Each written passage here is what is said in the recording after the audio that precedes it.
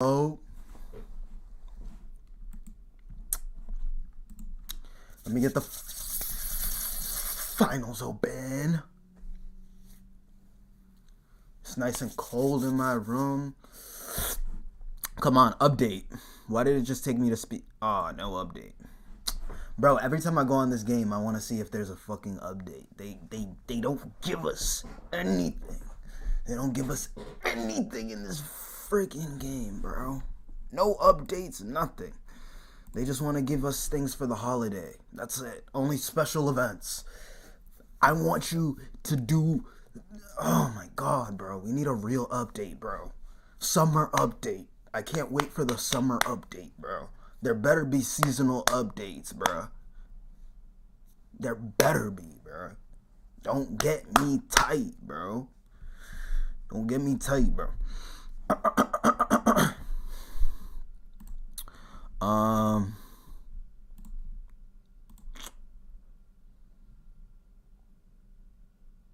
Watch out for these fans. Watch out for these millions.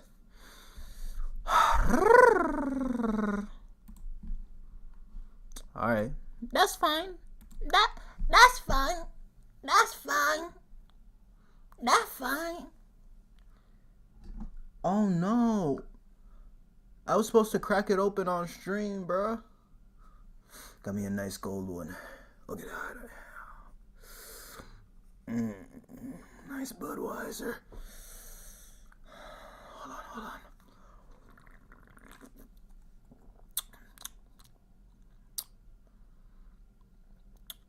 Tastes a lot like Corona.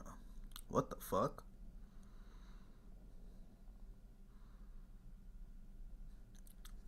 This tastes just like... No, not like a Corona. It tastes like a Modelo. This literally tastes just like a Modelo.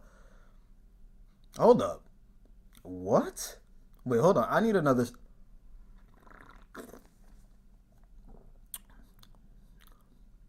Bro, this shit tastes exactly like a Modelo. What?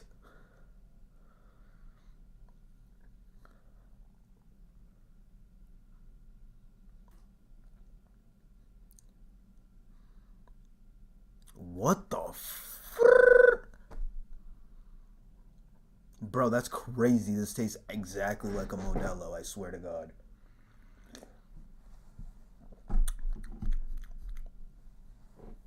And it tastes like a watered down Corona, and that's literally what Modelo is. Last time I had a Modelo, this shit tastes just like a Modelo. Oh God, this shit tastes just like a Modelo. That's crazy.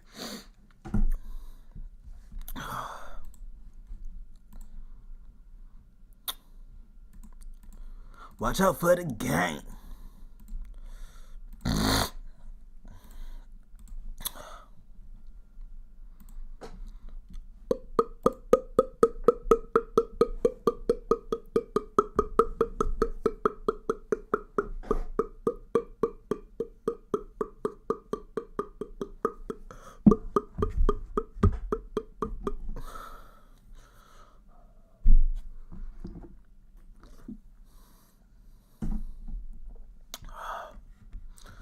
Hold on.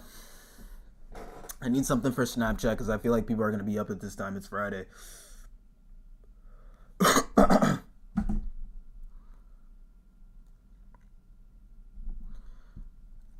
Damn, boy, I look big as...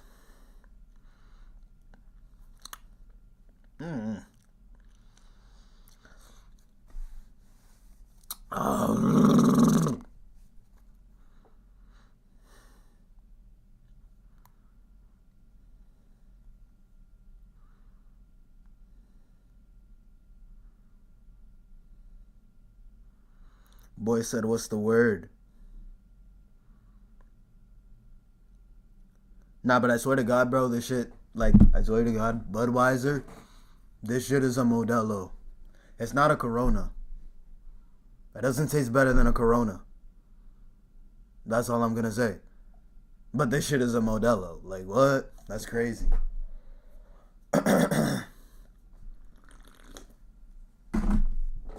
Just busting. All right.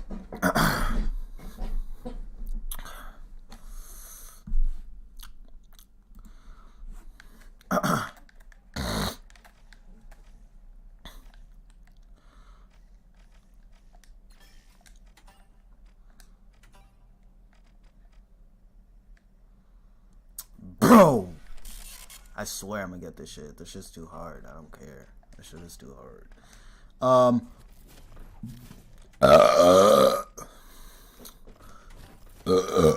My fault, Buzzy. My fault, Buzzy. Let me let me get in this bitch. Let me Streamlabs music. Streamlabs music. Damn, bro. This shit is different, bro. Like this is a pack of these, bro. I ain't even finna lie. Like this shit is like what the fuck? Like this shit is pretty good, bro. Like a pack of these, like this shit is actually really good, bro. Like what? That's crazy. That's crazy, dog. Over here saying I don't like beer like that. I only like Coronas and Modelo's. What, bro? Shit is literally the same shit. Alright, Cozy Collection. Do I want the Cozy Yeah. Give me the Cozy Collection. Give me the Cozy Collection. Give me the Cozy Collection. Give me the Cozy Collection. Give me the cozies. Give me cozies.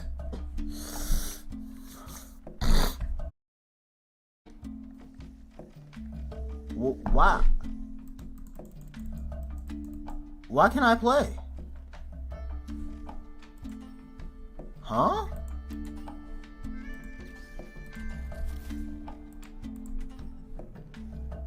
Bro, what? What? Why was it grayed out like that? Oh shit, bro.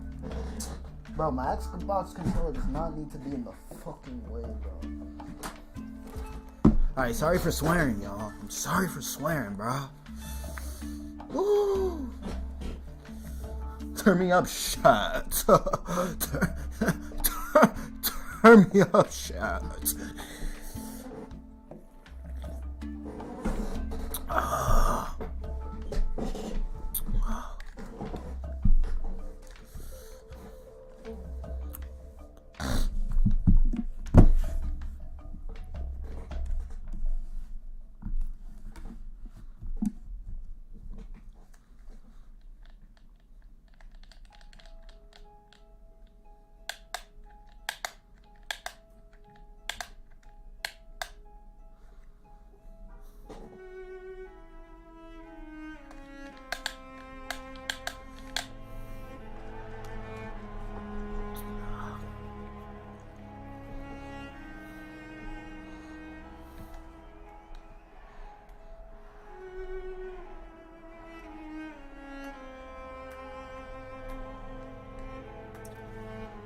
Let's get it, Chad.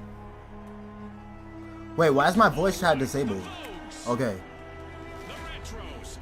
I thought my voice chat was disabled. Yo, let's go, team. You know what we gonna do? You know what we do, bro. Don't sell. Don't sell. This is my first game of the day, but don't sell me, alright? Don't sell. Our contestants will need to unleash their inner tycoons in quick cash. They'll need to gather enough cash first to win. Scotty set the scene perfectly. Remember, starting strong is key. The Vogues are busy crowding into Vault 1.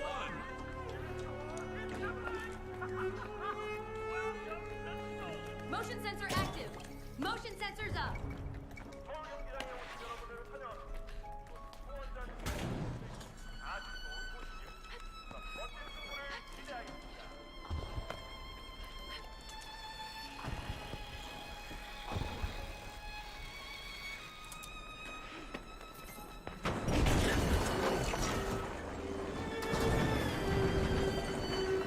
Watching R6.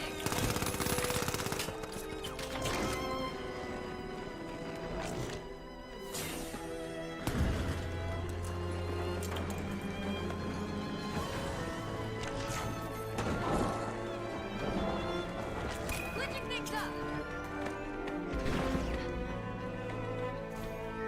Glitch grenade out.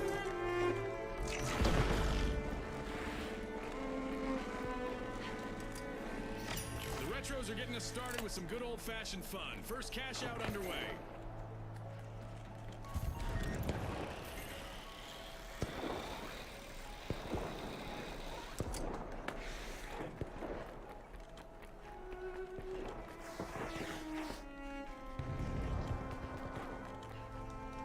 Oh shit.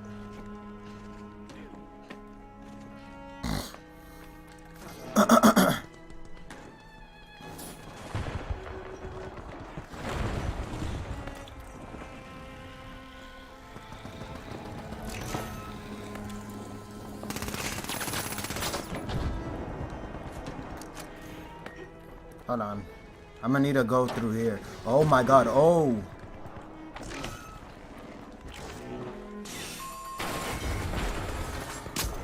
That's a blow to the Retros. Team wiped. They looked a bit outdated out there. The Vogue stole a cash out. The Bro has a Mines are making an sniper, bro. overwhelming He's comeback. annoying. Respawn alert! The Retros are back in action. Flipping the screen.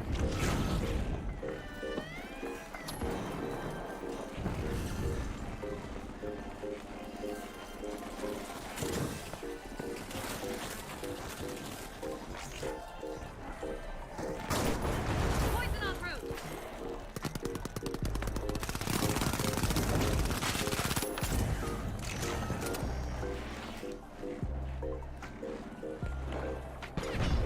Motion sensor online. Time to glitch.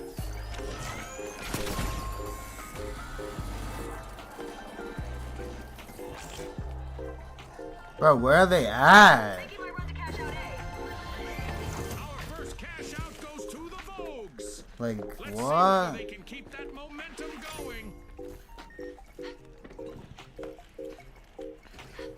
The Retros just made their return to the arena.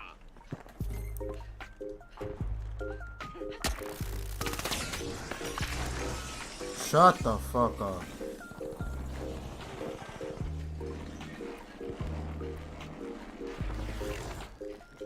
Bro, that kid sniping has to be the weirdest kid, bro.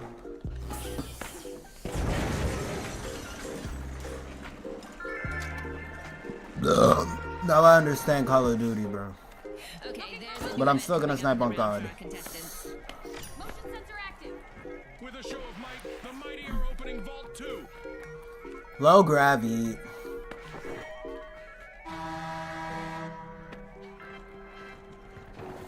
Our contestants will wish they could buckle up. The laws of gravity are about to take a wild turn in the arena today.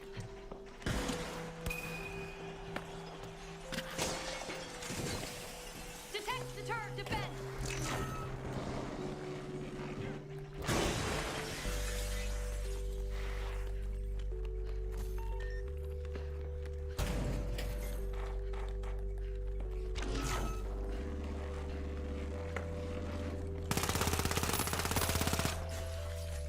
Got him scared.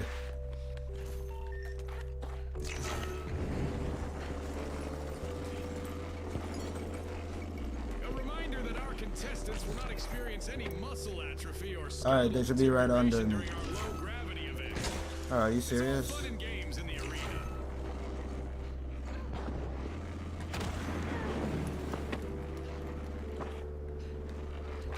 Using gas grenade.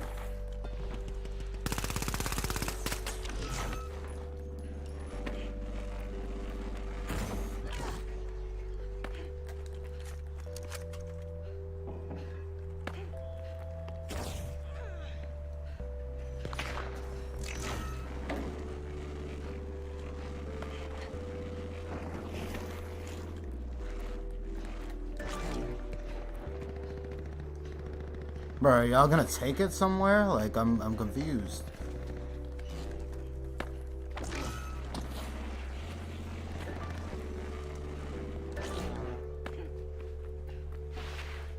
I'm finna take it a B, bro. Y'all playing too much.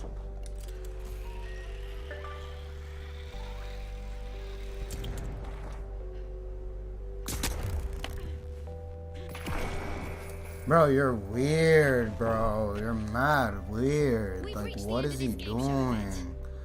event.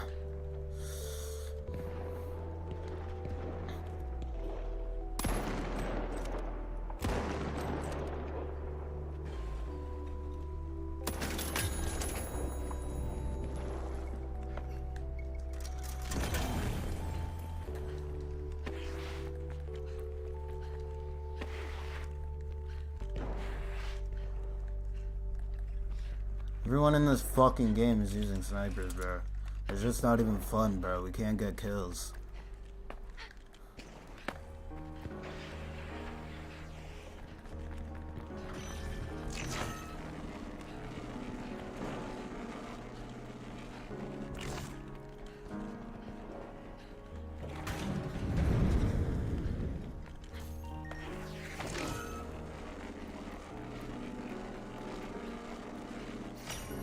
The Retros have a cash out in the works.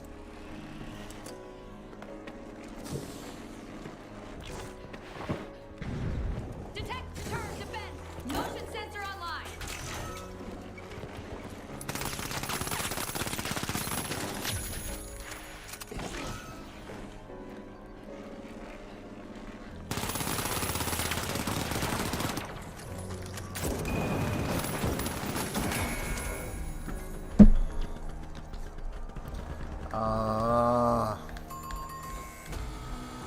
Complete team wipe for the Vogues.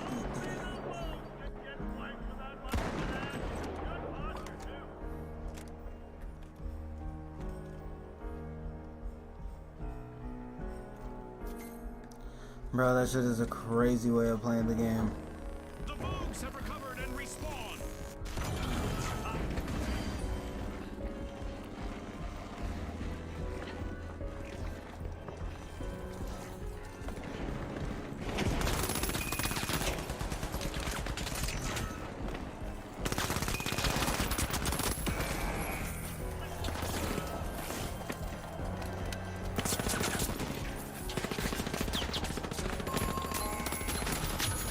Get it, get it, get it, get it, get it, get it, get it, get it, get it, get it. Team wiped. They won't be looking back fondly on the play.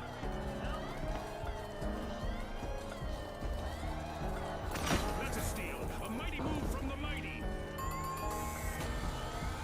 Ah, As the fuck. Retros return to action, they'll be looking to leave that setback in the past and focus on what's ahead.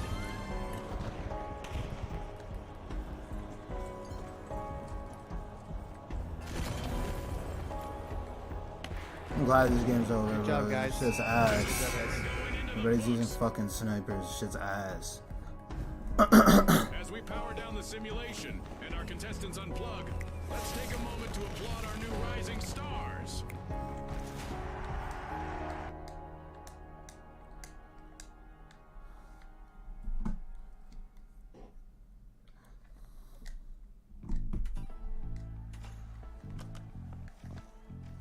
Fucking glad that shit's over.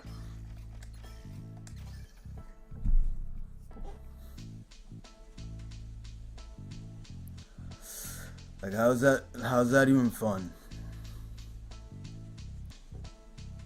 All using fucking, stop swearing. All using snipers on top of a tower, not even getting the cash out. Super fun. Play like little fucking goofies.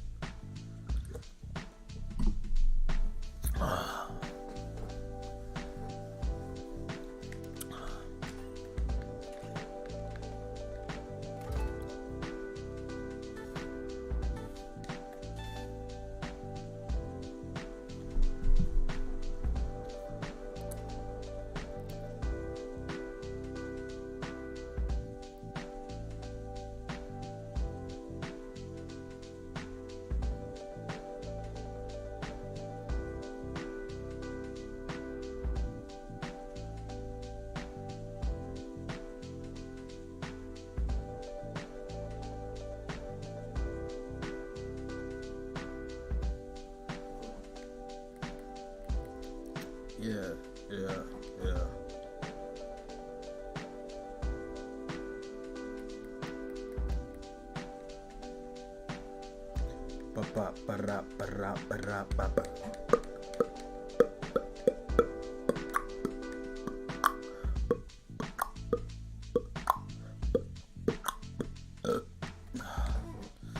Woo. We finna go crazy, bro. It sucks. I can't get the boys on the finals, but they don't be playing this shit. Only be playing COD.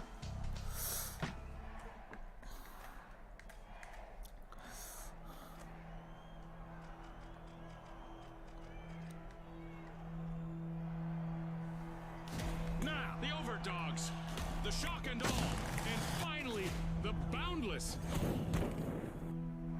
The stage is set. It's showtime.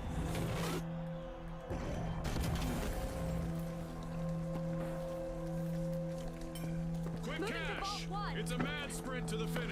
Let's go, First team go, to go, bang go, our go. total target gets the glory. Ready, set, chase that cash, just like Scotty said. Chase that cash.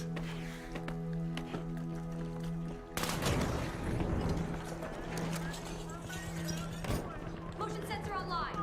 Motion sensor active. The boundless are opening vault 1. Time to glitch. Outgoing gas grenade. Using glitch grenade. Our first elimination of the match. Our teams are finally getting acquainted. Get ready for some heart-pounding action. Going for Get it, squad.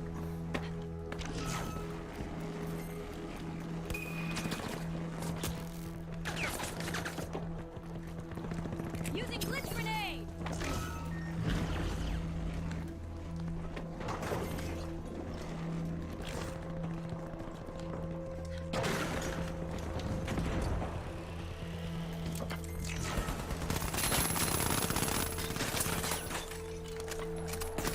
Oh, I got 2 of them. The overdogs will need to reboot. Team wiped.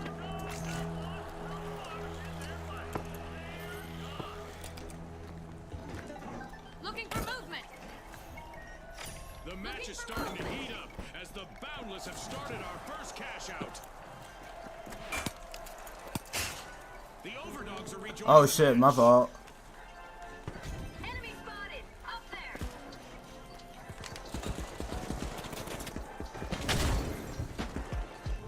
Jump pad here.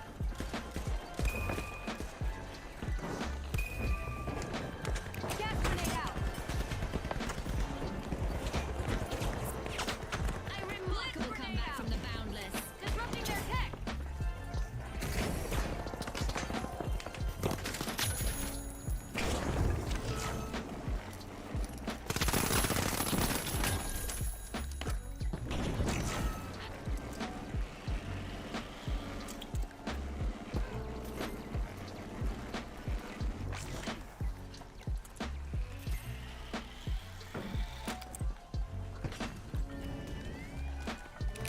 Special delivery.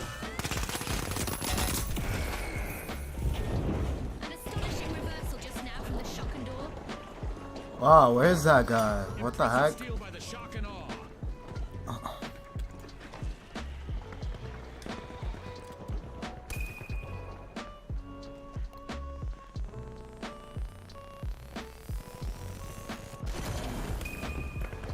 Explosives are set. Time to glitch. Glitching things up. Motion sensor active. Popping gas out. The overdogs bite back with a fierce comeback.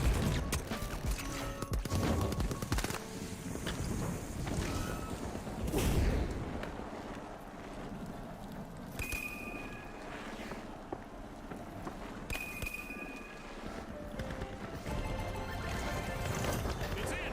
The overdogs make a bold statement with the first cash out of the match.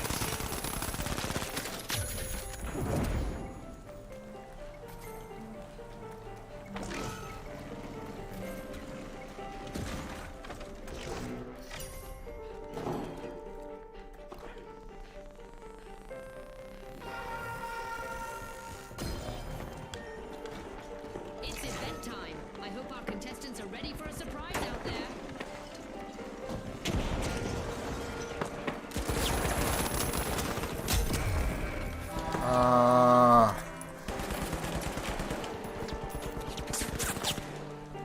That's right. We're making the arena enemy spotted down there. Our contestants are now titans of destruction.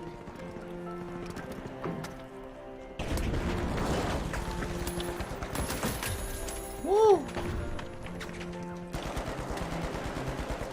Enemy.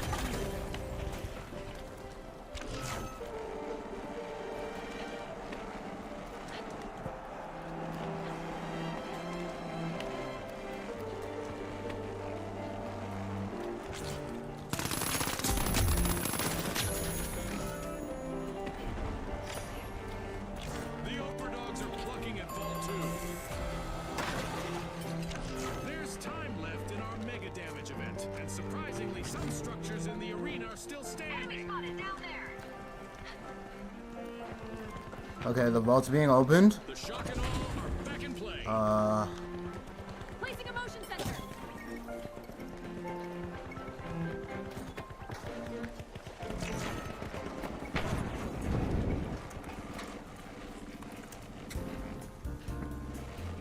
Enemy has a cash box.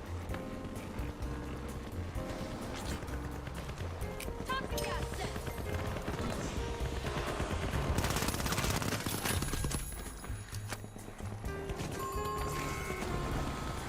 A bit of virtual catastrophe for the Overdogs. Team wiped.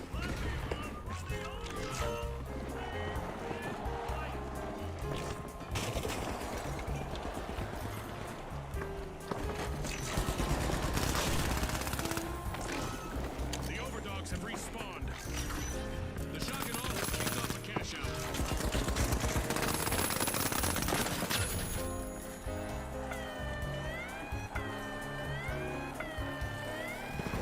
And that's a wrap. This Mega Damage event was proudly brought to you by our generous seasonal sponsors. Detect, deter, and event down there.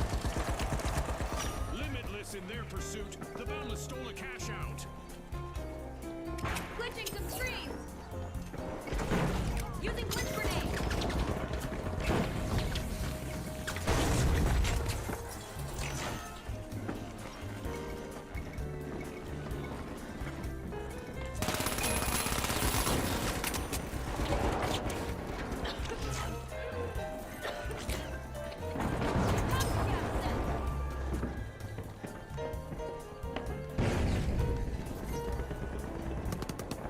Detect, deter, defense.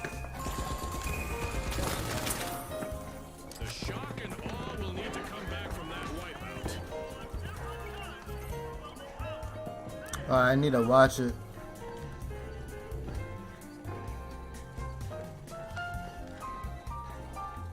Respawn alert! The shock and awe are back in Glitching action. some screens. Glitch grenade out.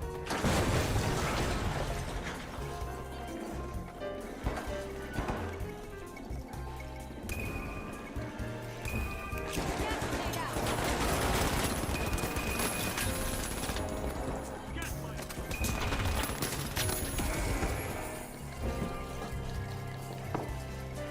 Keep it gas. Keep it gas. The Overdogs will need to try again. Team wipe. Let's go. Boundless pull ahead. Creating a safe zone.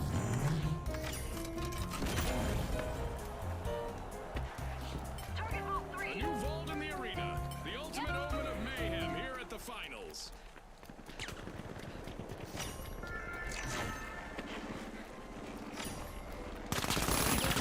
It's the shock and awe.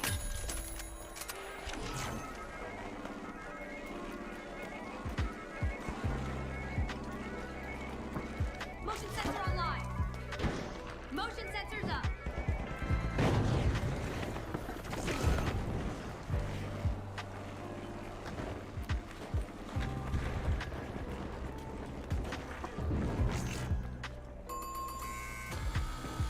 A bit of virtual catastrophe for the shock and awe. Team wiped.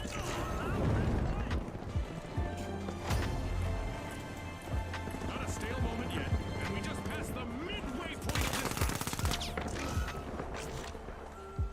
A long-awaited return to the arena for the shock and awe. Boundless have taken the lead for now.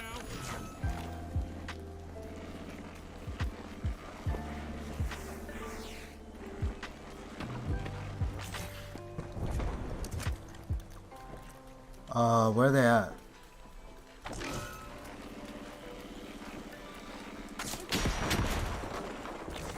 Fuck. Look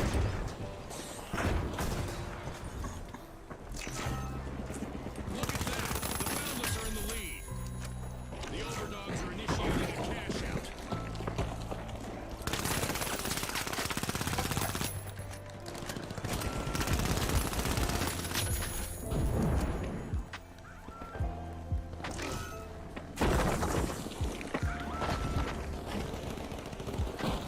Outgoing gas grenade.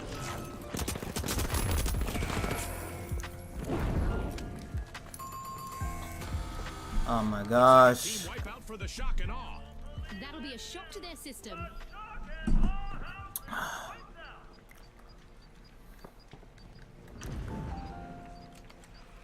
The shock and awe are back in action.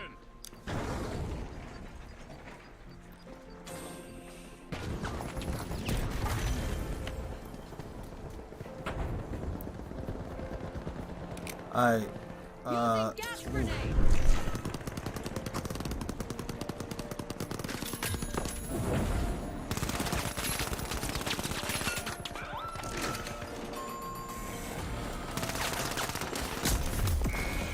Oh my god. There was mad mines.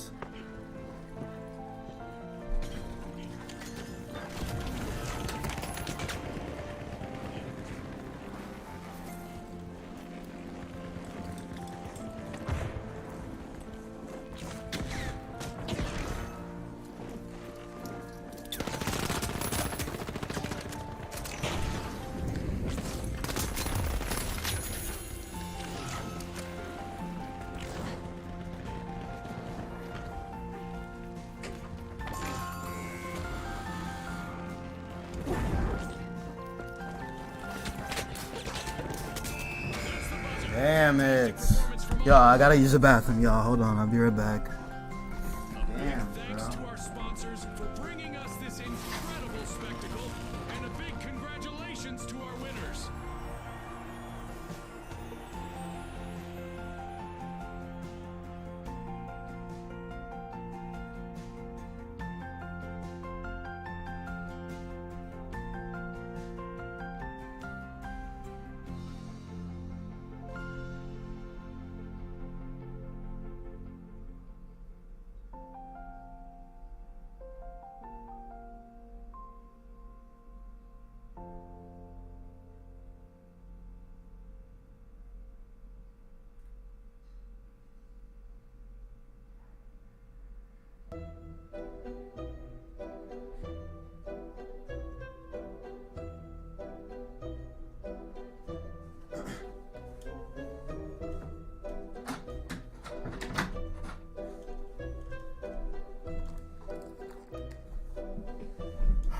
Come on, gang. Boys want. Oh my god. Feels bad. We ain't even trying to win. We was just trying to kill people. Yeah, I got the pants. The fire ass pants. Putting them shits on. Boom. These are like the most fire pants, right? And I'm finna put them on this guy too. Lower body.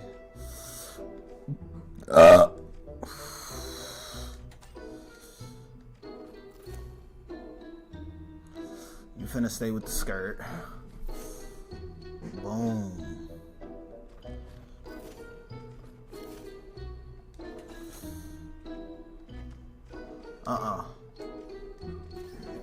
Where's my contestant? Alright, alright, let's run that shit. I got this jacket, I'm not gonna wear that. I get this egg. I might wear that shit's fly.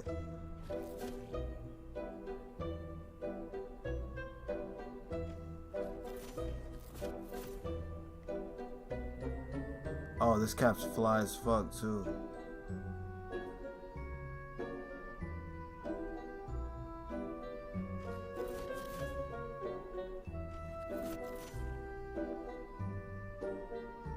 Damn, should I wear the cap, bro? Instead of the headphones? Yeah, I'm gonna wear the cap. Headwear.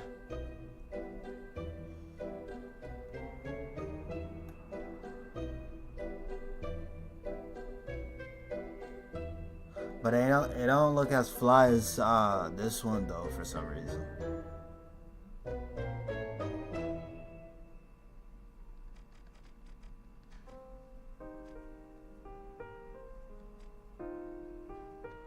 rather than these headphones. Yeah, put the cap on. Yeah, now I look fly.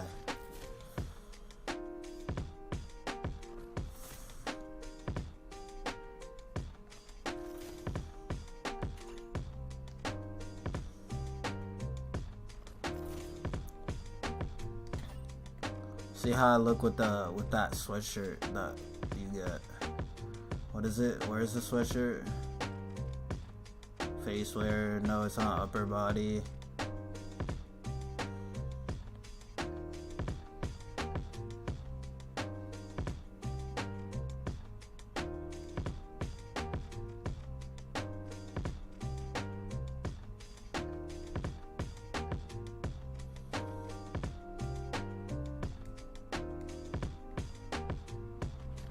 Boom.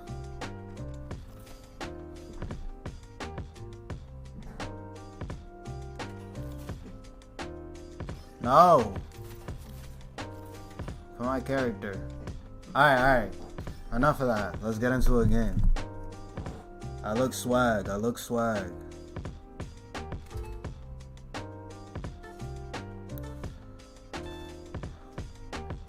Swagged out.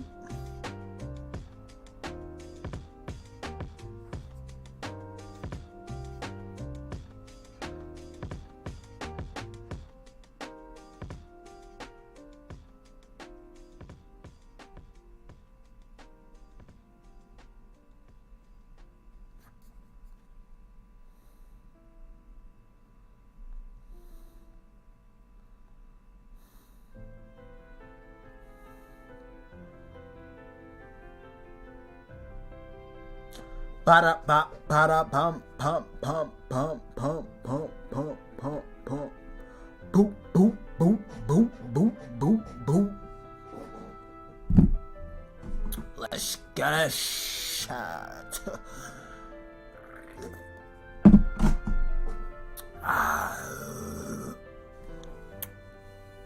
Oh my gosh. I haven't even checked chat. Let me see if someone says some shit.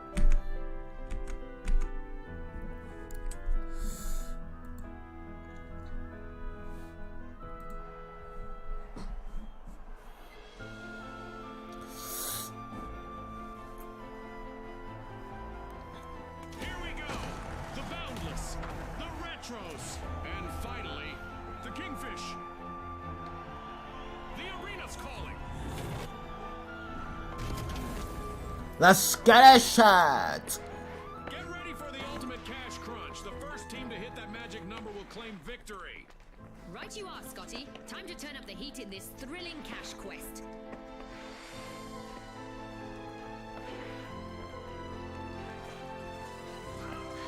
Bop.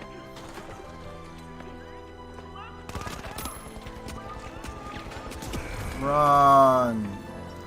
That wasn't even worth it. Keep shooting. So it's time for both teams to That put their best sucks. foot forward and their best shot. I hope we get to see more of that.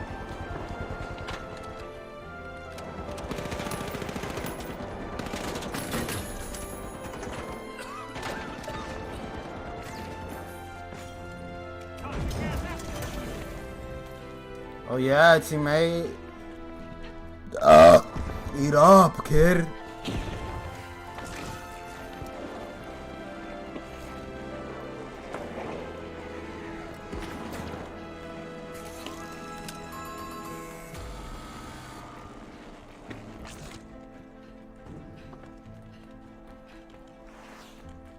There's this kid that went invisible. The Boundless are making a move, unlocking Vault 1. The Retros have recovered and respawned.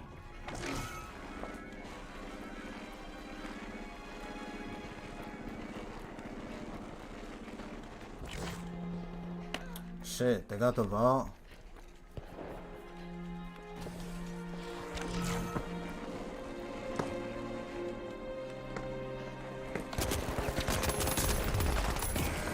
Bro, I'm not seeing these heads.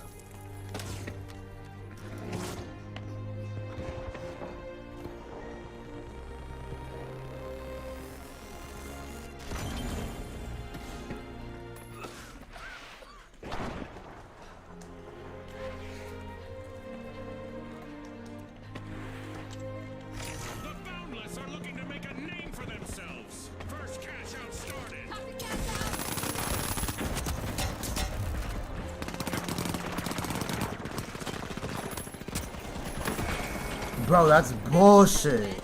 You see, bro? An incredible Nah, I'm leaving that fucking game, bro. Oh God, I'm leaving the fucking game. That shit just pissed me the fuck off, bro. I'm sorry.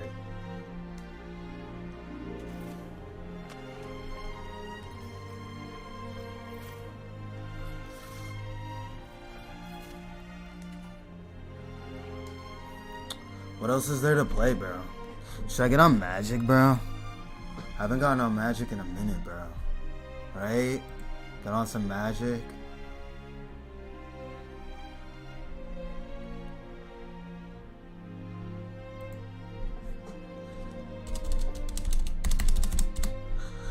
Playing ranked in a platinum and plat.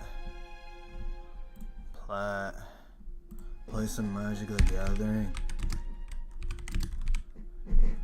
That just pissed me off. I'm sorry, y'all. I don't mean to swear and stuff, bro. But like, bro, when stuff like that happens, bro, hell no, bro.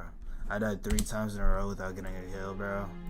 Shit must want me to break my computer, bro. I'm not. What the hell? I'm not playing this bullshit right now. I got my skin, bro. I'm off this shit.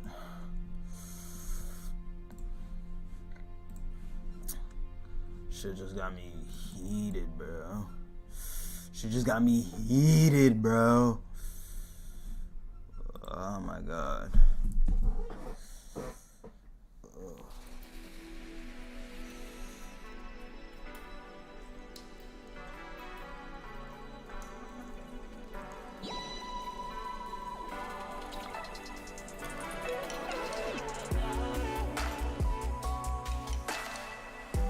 What is this music? This music doesn't go with Magic at all. Hold up, y'all. Hold up. This doesn't. Oh my God, bro. And you know what? I'm not even gonna have to wear headphones.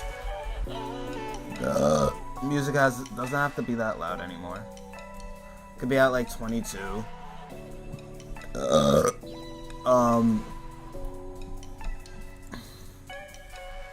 And this just isn't. This isn't something. Woo! Oh my God. This isn't something you would or Minecraft, not lo-fi, Minecraft. There's already music in this shit though. No, not really, but. Boom.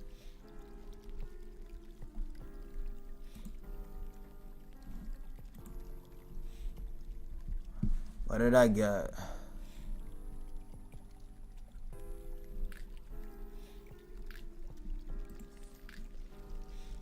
Move, bro. Move, bro. Will you be my Valentine? So take this as this XP. Burnished Heart.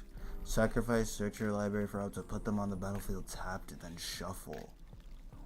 Bro, no way you could use that. Burnished Heart? Elk? Did everybody get the same thing?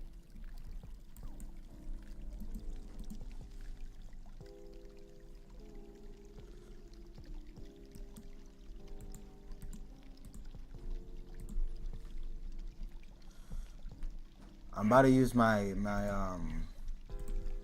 infect deck on ranked, bro. I've been trying and I can't get out of platinum. Like, it's annoying.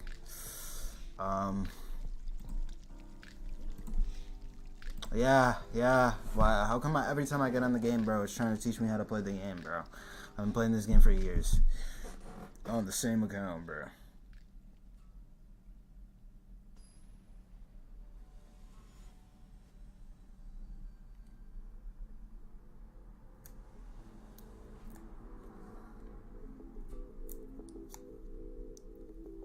Damn, I need scissors, bro.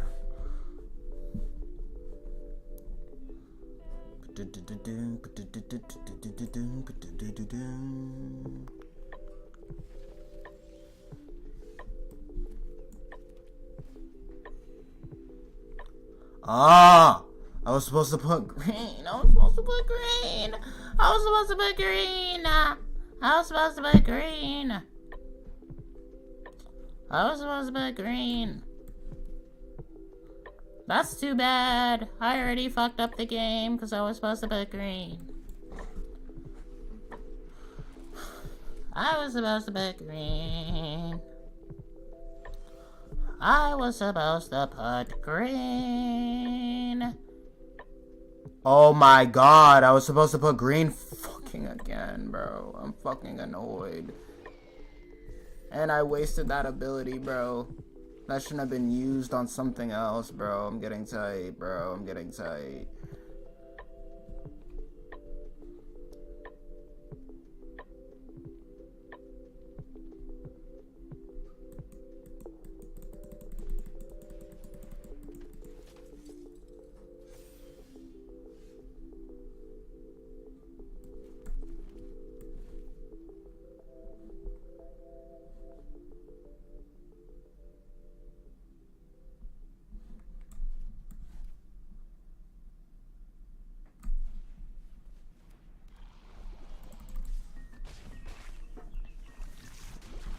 I think this poison deck will get me to diamond. Yeah, I think this poison deck will get me to diamond. I'm actually, like, I feel like poison's mad easy. Like, it's just mad easy to win with poison. And this deck isn't even, like, perfected. Like, I haven't, like, looked at all the nooks and crannies in this deck at all, bro.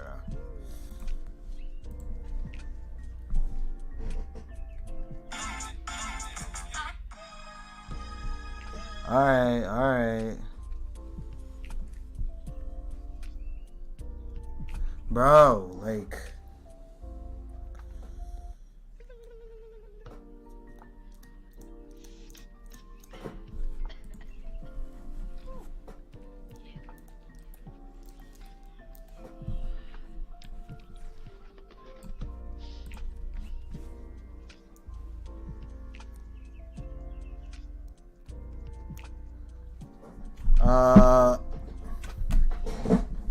Hold on.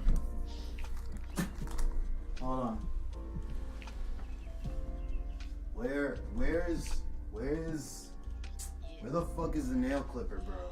Where is the nail clipper? I need a nail clipper, bro.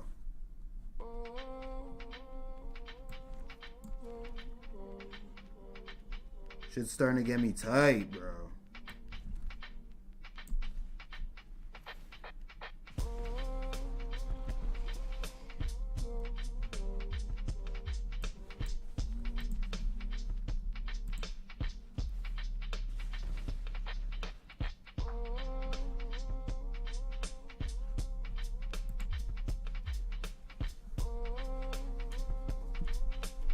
Hold up.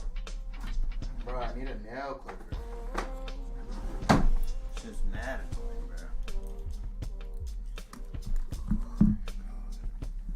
bro. Okay.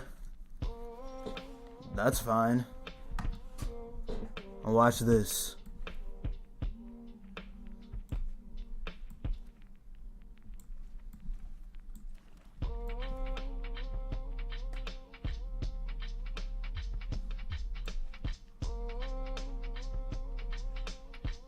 Damn it, I should have not used that yet.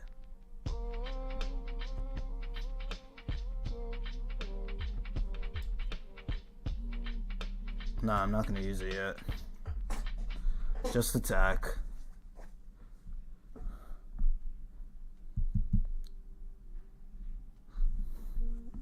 Bro, hurry up, bro. Stop wasting my time.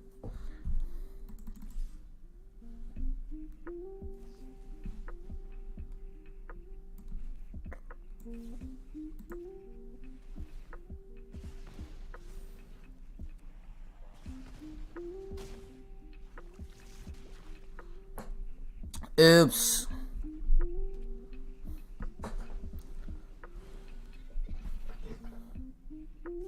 That's not gonna matter. That flying creature's gone, kid. Watch.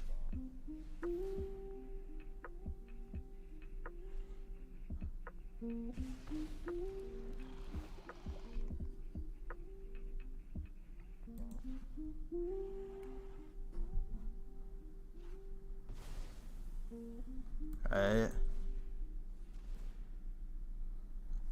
He's gonna keep dealing his little 1 damage. But it's gonna be bad for him. It's gonna be bad for him. I don't need to have these headphones. Y'all can listen to the music, bro. I don't even need to have these headphones on no more. Ah, that's annoying. He can't attack though. He can't attack. Oh yeah, he lost. Oh yeah. Good job, kid. You lost.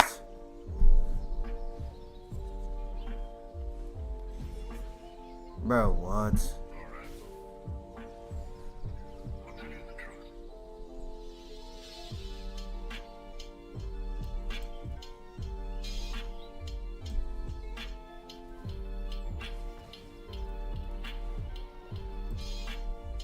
No, like you're not having that.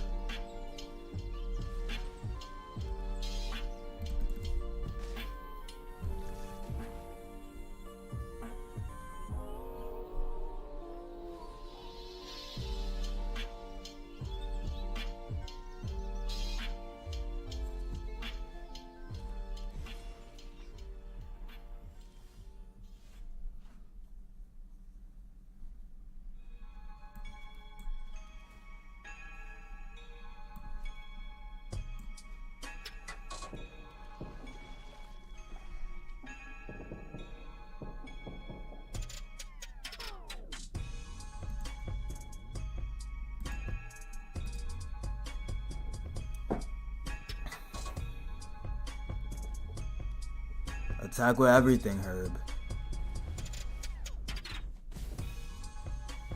Why doesn't he attack with everything?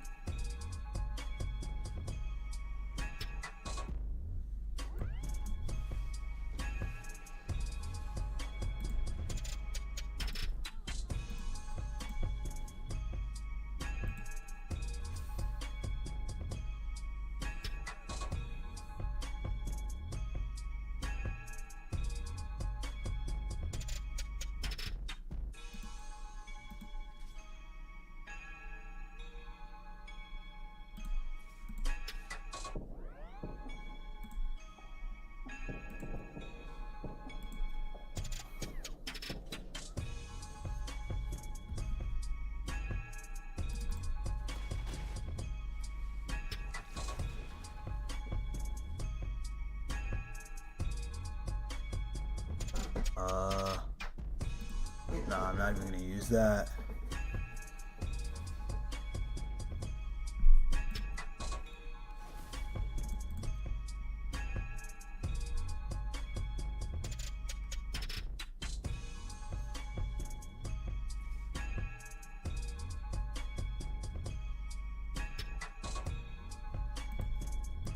Alright, that's fine.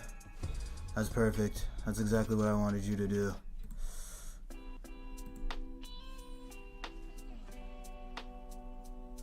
Oh my god.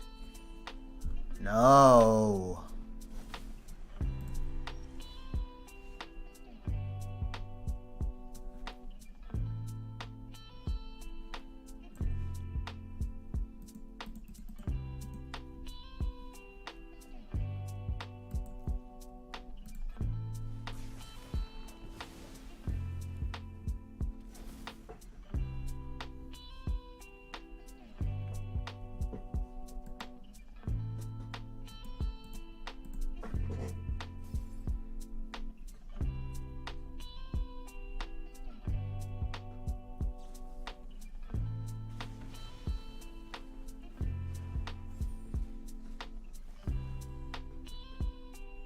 Damn it.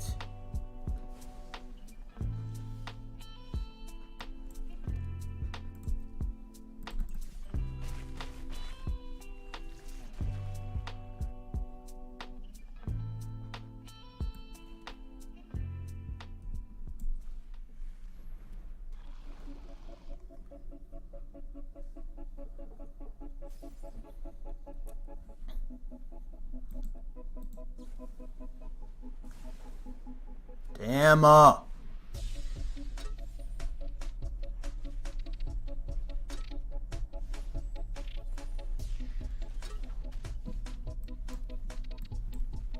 lost. Good game. You lost. 9-10. Bye. Bro, I can make this deck stronger, I feel like. But I'm gonna leave it alone. I feel like I can make this deck stronger.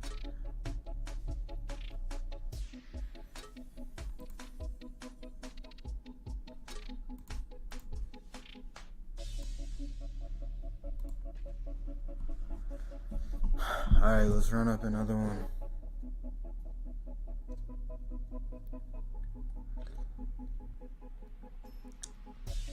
I have to get me a pizza after this game, bro. Ah, it's too late to order a pizza. Fuck, man.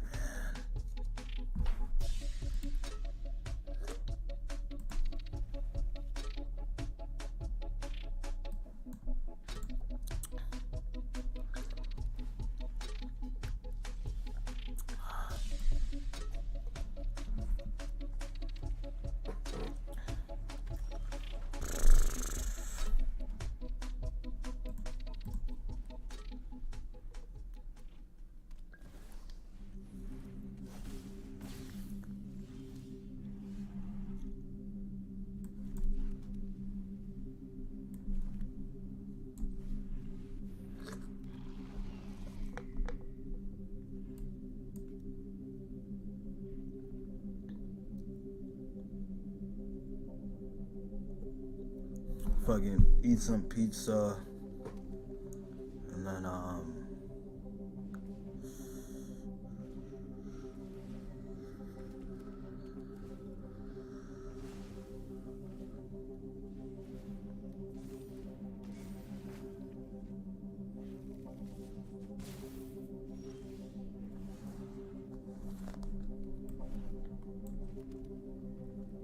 damn, I was supposed to put a swamp.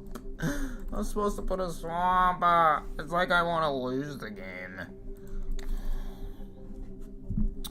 Bruh, get that bullshit out of here. All that shit is dying. I promise you, all that shit is dying.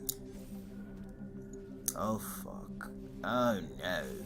Oh, no. Oh, no, mister. You're getting too strong. Getting too strong, mister. Oh, we can't have that. 2, I think, right? Yeah, pay 2. What?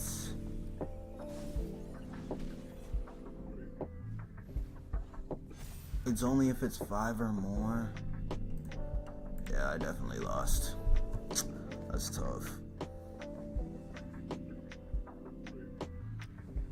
This was like a quick little stream though. I'm finna get off, go to bed type shit. It was a quick little stream just to have one, like at night. I appreciate all y'all. We'll be streaming early tomorrow, probably some Call of Duty. Thank you to anyone that pulled up and watched. I appreciate all of y'all greatly. Nah,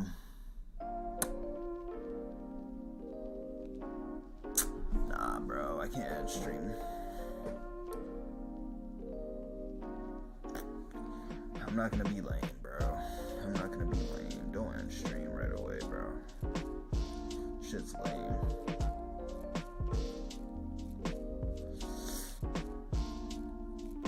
I just don't know what to like. Damn, bro. I wish I could order some shit. It's too fucking late, bro. I have to eat some cold ass pizza, bro. That shit.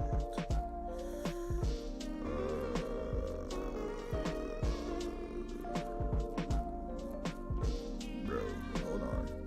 Maybe I'm tweaking. Let me see. But it's 12 o'clock. Like, I doubt I'll be able to get what I really want for real. Let me see. I'm gonna. What? Closes at 2 a.m.? Blessed. That's blessed.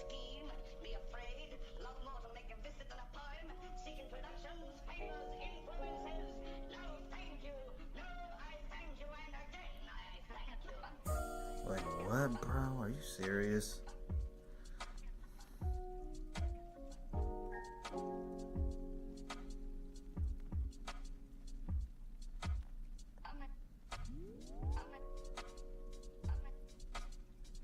Uh,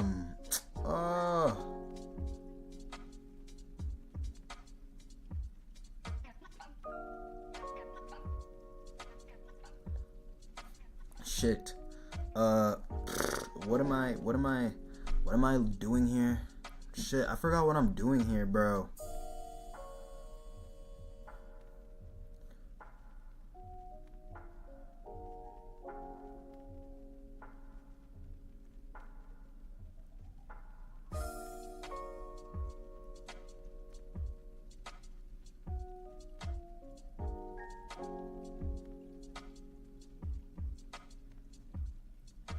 $55 mastery level.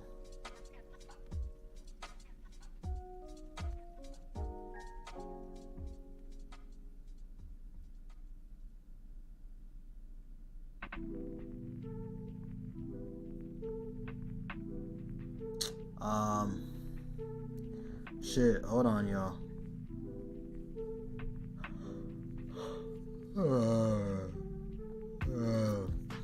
Domino's should be delivering. I gotta check. Shout out to beautiful Arabella. I didn't even see when. Oh shit.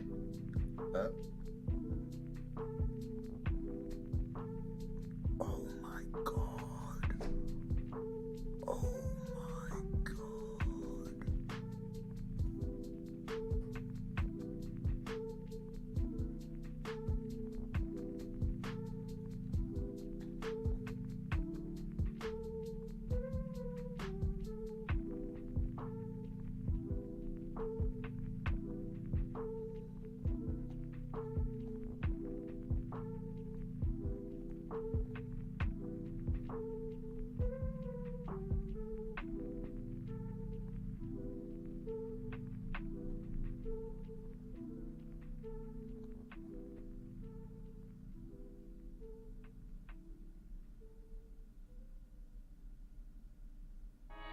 $80 points is crazy for that shit. I'm not wasting all 80 points on that bullshit.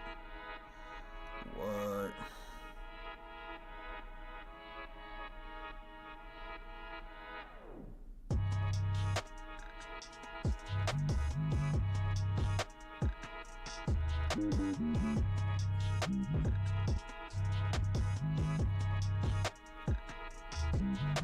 I want that shit hand tossed. It could be 2 toppings. I don't even think I want 2 toppings, but like, why would I want 2 toppings?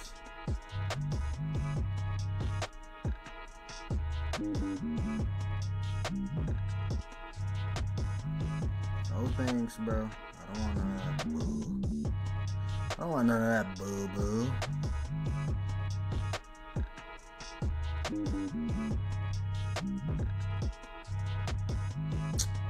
Oh, do I want a drink, bro?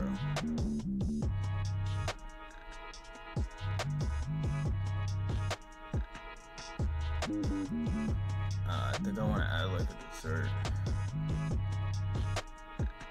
Yo.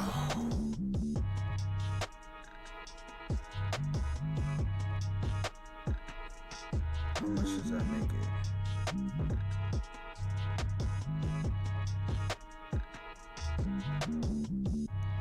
Damn, taxing on the fucking cookie brownie, bro. Hold up, y'all. I'm trying to figure out what is to do here.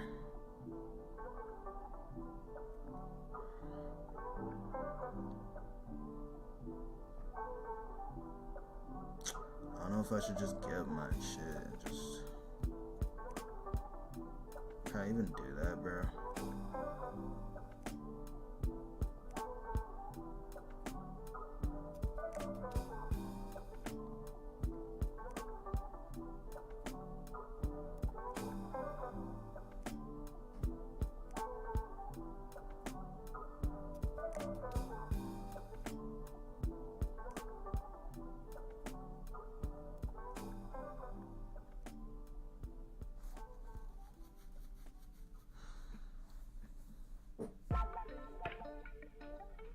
gotta help the kids. Always gotta help the kid. Hey, now with another bird. Where the fuck?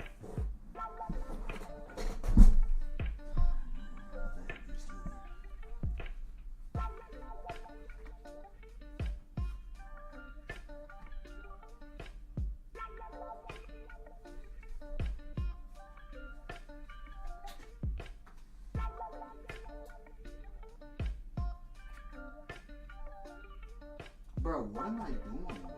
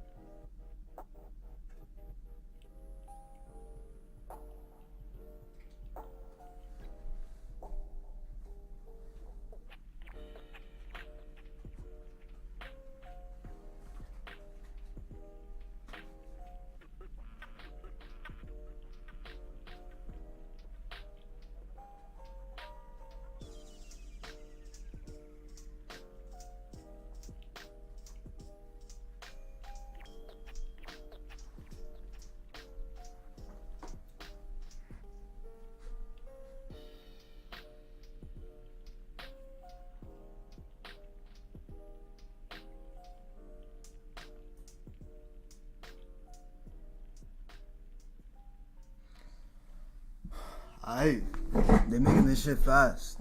We finna react to videos though, for real. Finna react to videos. Let me turn up the heat, bro. It's cold as shit.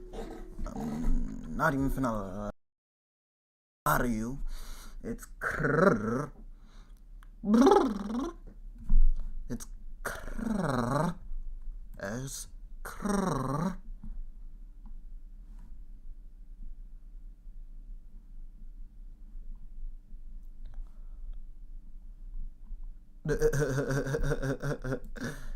Yo. Oh my gosh. It's too cold. Let me just clear all these tabs. I got too much tabs open. Way too much tabs open. Bro, like I'm getting confused, bro.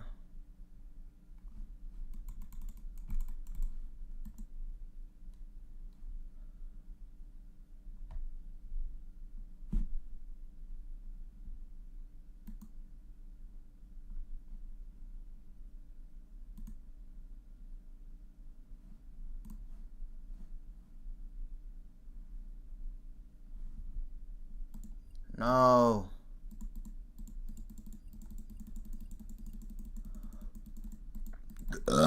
I just don't want all this shit open, bro. Bro, tell me how my keyboard wasn't like working.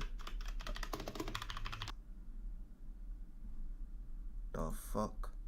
Or my keyboard wasn't working, and like I had to just get some program, bro, and it started working, bro.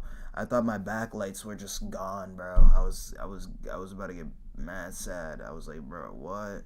I've only had this keyboard for like 8 months.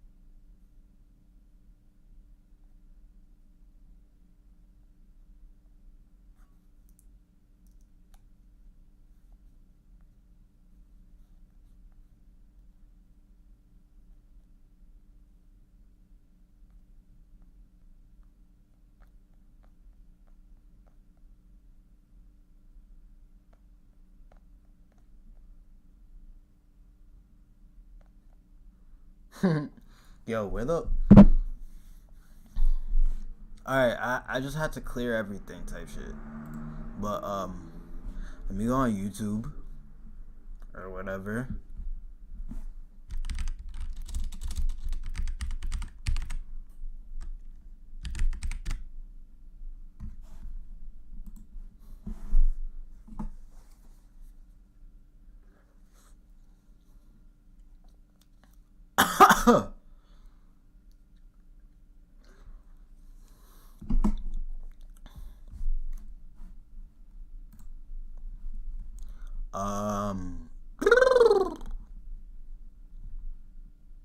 Overwatch 2 just did the unthinkable. Hashirama versus Madara. I'm gonna put it on my screen so y'all can see what the fuck I'm looking at.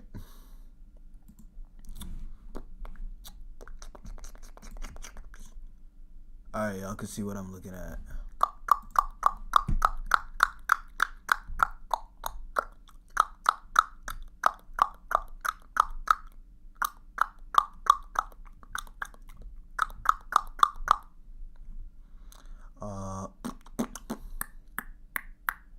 Man caught red-handed smoking weed in a virtual courtroom.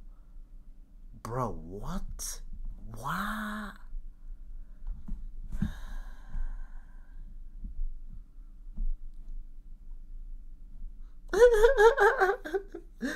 RDC, how people procrastinate. Aiden FaceTimes Playboy Cardi. All this shit's looking whack. Kim Kruger? What is this? It's just looking like a song. Hold on. Or it's looking like a skate part. Is it a skate part?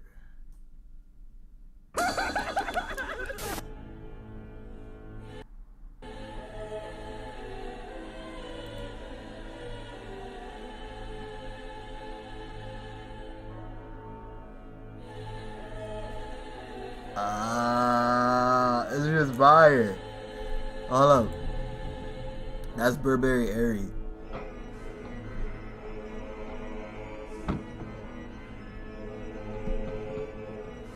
Damn, man, I ain't skating in a minute.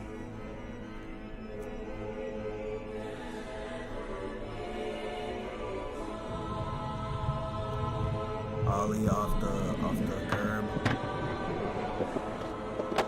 I think that's no, that wasn't a 50-50. What the fuck, bro? I forgot what that was. That was a, I think that was a, oh, that's hard.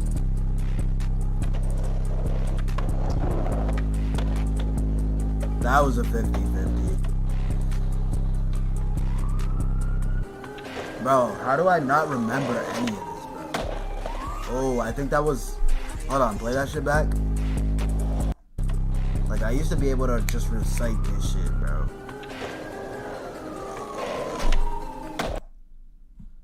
That was a 360, I don't know if that was a heel flip or a kick flip. I think that was a 360 kick flip. Or a 180. No, that was a 180 kick flip. That was 180 kick flip. That's easy. Okay. Oh, he tried to go into two grinds. Two different grinds. 180 onto the curb. Now he's... Yes, I'm the top flow boss, little bitch, and I did not come here to play. How the fuck I'm gonna listen to that? Oh. Oh.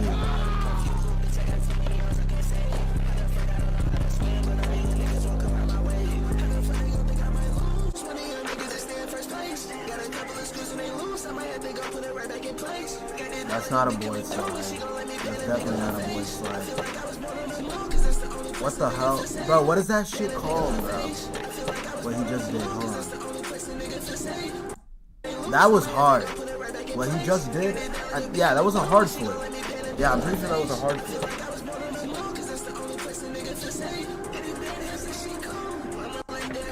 Nollie nose grind. Ollie off the curb. Sheesh. Burberry Air is fucking nice at skating. Damn, bro, I really used to be on this skateboard shit, bro. I'm slacking. Where the fuck's my pizza? Estimated delivery time 10 to 16 minutes. Madara and Obito roast Naruto.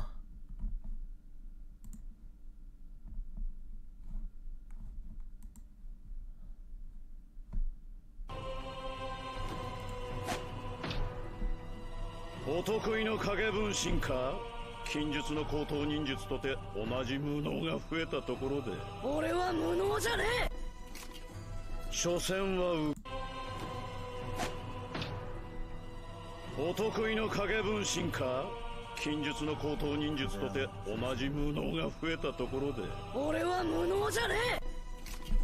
所詮は右合の衆。うごやはり無能だ。頭数だけ増やしてもその中身が全くなければ。 They was talking crazy to Naruto.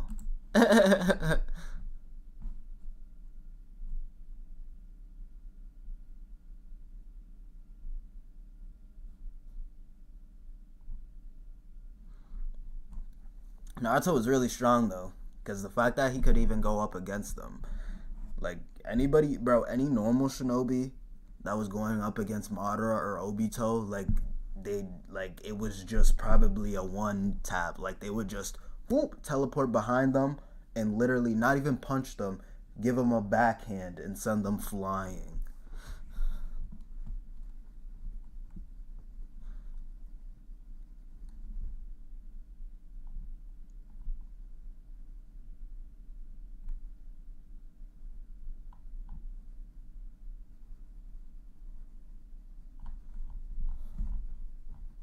Oh, I wonder if Boruto have gotten any better. Let me see the latest Boruto episode. Excuse me. Like, isn't Boruto like a teenager now? Boruto versus Code. Damn, they haven't dropped shit in months, bro. I forgot. Momoshiki sacrificed himself to save Boruto. Sasuke wipes out dinosaurs. Like, what, bro? Why is there dinosaurs, bro? And why is there no blood? Like, I swear there's no blood in the show, bro.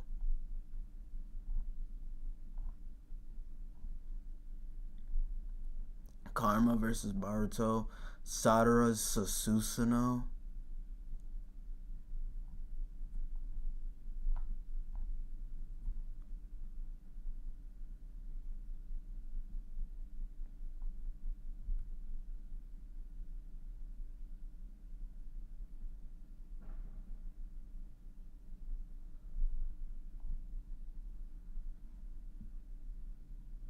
Boruto's attack after the 3-year time skip.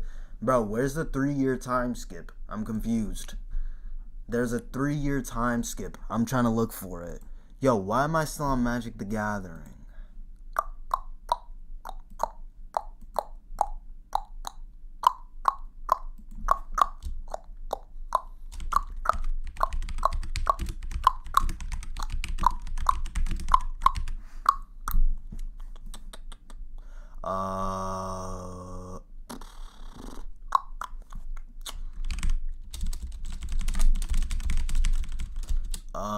Fuck.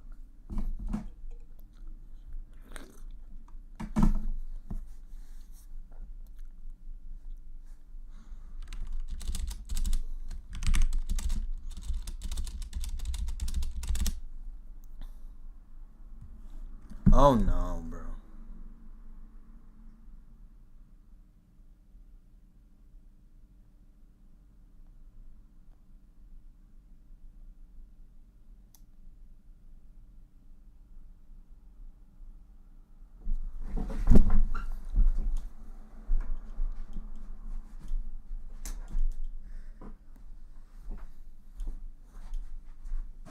Was that that was him right there, bro. Don't tell me, dog. Don't tell me this shit happened again.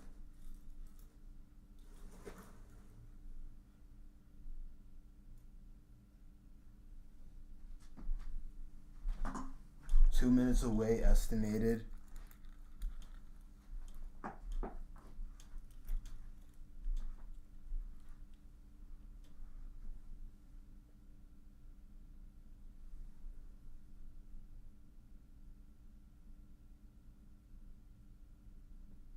Bro, don't get me tight, bro.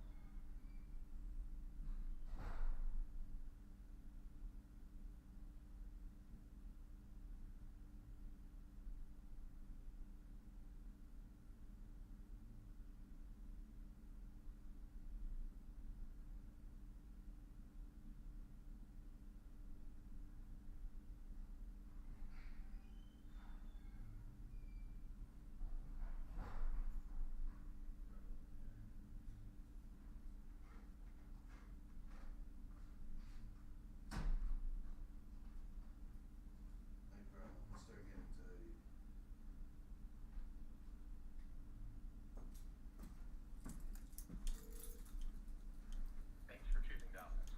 Please remember, any delivery charge is not paid to your delivery driver. Please report your driver fraud. Someone will be right with you to take your order. Please stay on the line while your call is transferred to the operator.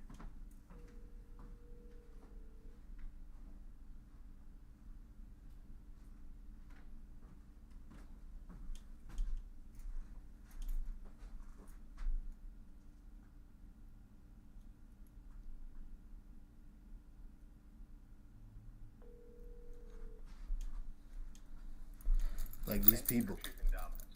Please remember, any delivery charge is not a tip paid to your delivery driver. Please reward your driver. This is the second time this shit has happened, bro. I'm not giving you tip now for shit. Please stay on the line while your call is transferred to the operator.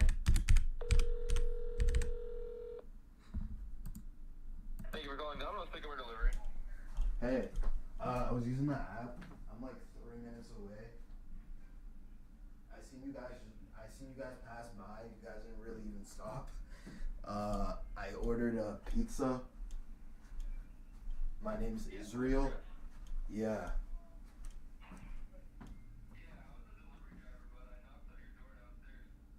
Oh, did you?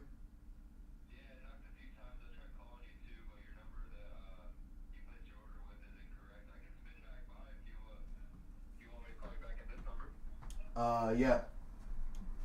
Yeah, give me a second. I'll be there in like 2 minutes. Alright, thank you. Alright, yeah, no problem, man. Bro. Like what, bro? I don't understand that. Like, take a sec, bro. Take a sec to spin back. God damn. Where my real drink?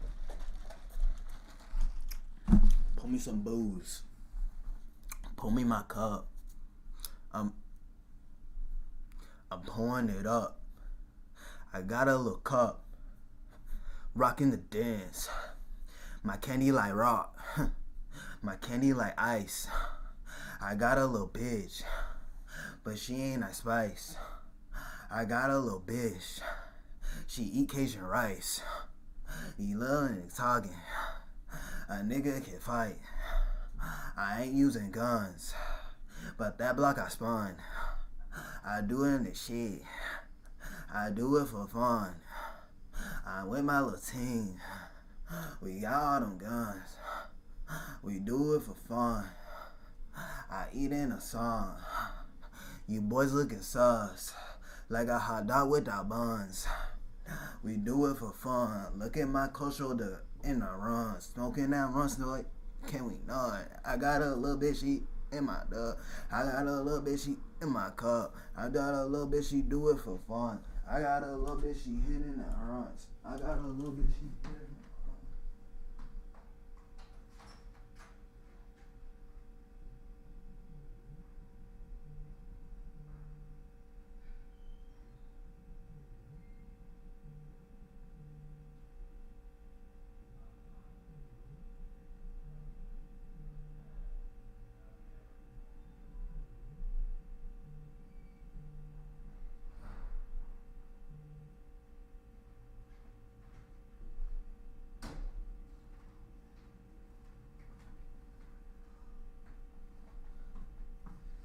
Bro, sad. Fucking love it here. My fault, bro. I just knocked. I just didn't want the people to think the feds was here. I'm like, what? Man, I fucking love the people here. Fucking hilarious. Oh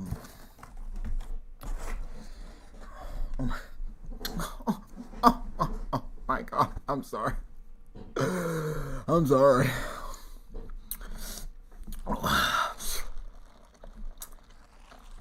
You know the guy on TikTok that eats obnoxiously? That's about to be me. That's about to be me.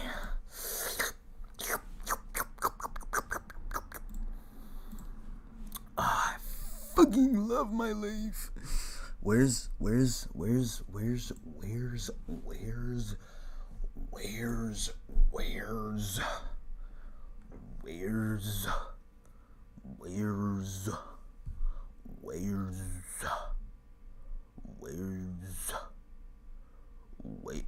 my nose, bro.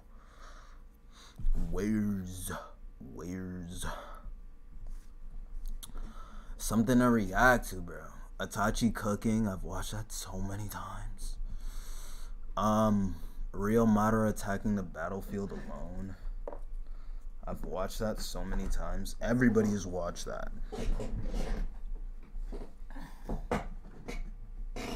Come on, dog. Bacon pizza.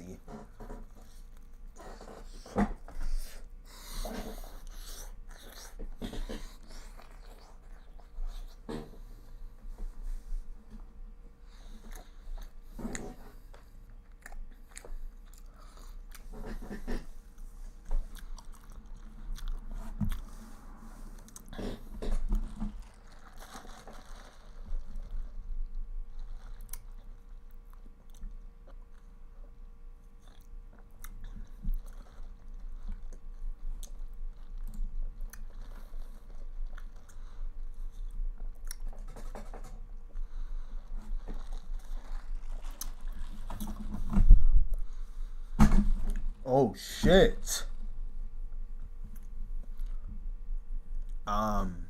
Ooh, olive wagyu in Japan, the rarest steak in the world. Halloween Hellbomb, Cardamom Warfare 2, all Akatsuki Jutsus, Anatomy of a Headshot.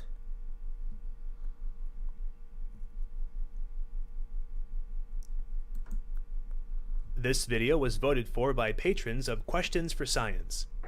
You already know what happens when someone is shot in the head. Get what you fucking deserve! They die. On the surface, yes, a headshot is a fatal wound, but beneath the gory reality, there's a lot that goes on when a bullet enters someone's skull. First things first, in terms of firearms, we're talking strictly pistols and rifles, not shotguns, because a shotgun to the head is pretty self-explanatory. Let's start at the firearm, shall we? When a bullet is fired from a pistol or rifle, the bullet travels through a rifled barrel. A rifled barrel has grooves in it that cause the bullet to spin. When this spinning bullet penetrates the skull, its rotating motion flings cranial tissue outward. Tissue then expands to about 12.5 times the diameter of the bullet, but is only this stretched for about 5 to 10 milliseconds and then shrinks back down to normal size. For instance, a 22 caliber bullet produces a wound of 2.7 inches.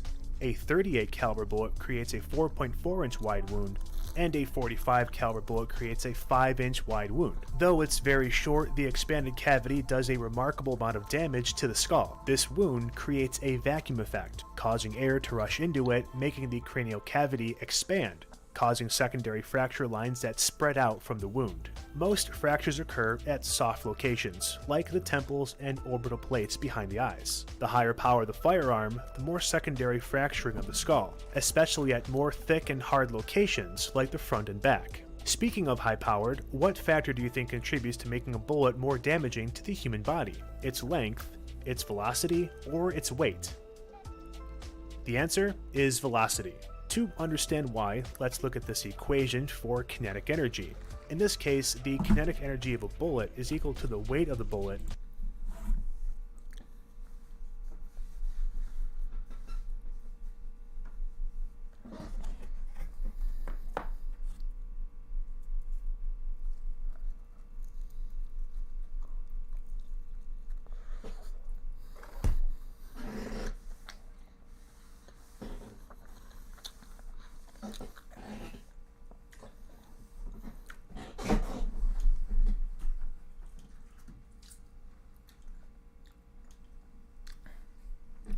Damn, he was probably gonna get tight, bro. Told me, he's like, yo, I'm gonna call you. Nah. And I'm still not answering.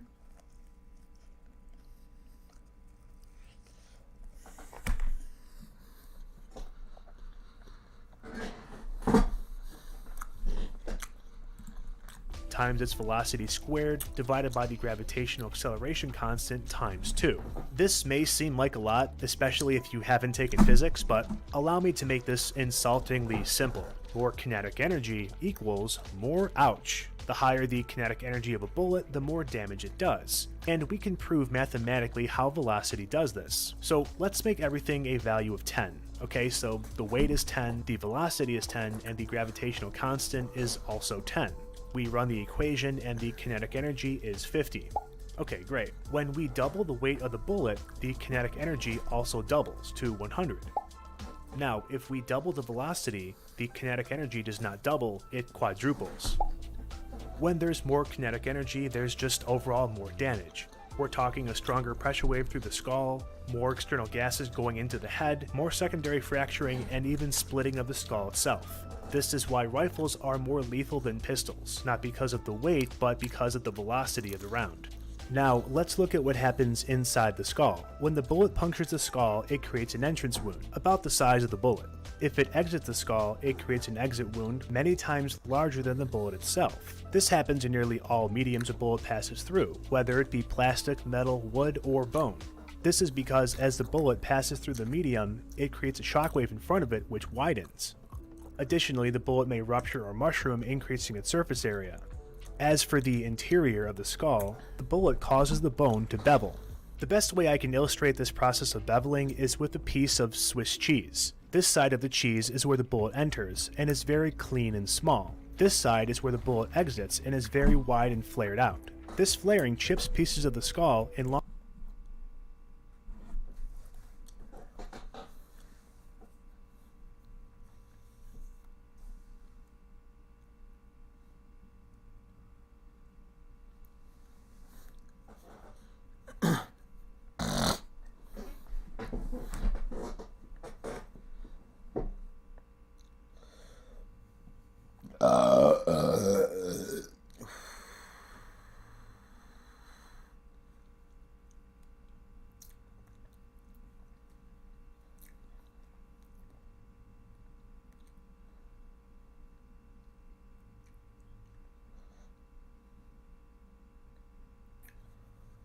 shit. Ah, it's cold.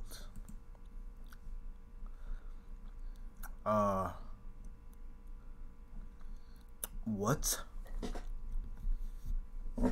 I thought I was gonna like that video. Shit was boring. The deepest we have ever seen into the sun. Yo!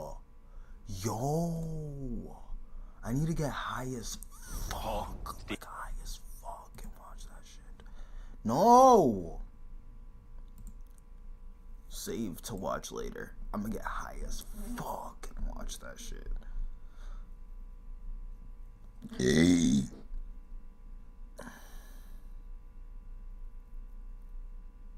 What is this? This is an anime and Adult Swim? なあキリエ一緒にこの町を脱出しないか何それ駆け落ち君は何も感じないのか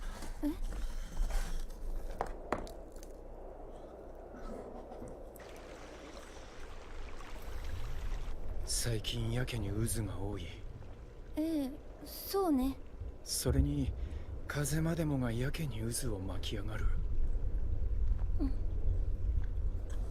親父が変になったのも This shit's animated like a manga. This is fire. この町のせいだと俺は思ってる親父は最近は会社へも行かず書斎に閉じこもって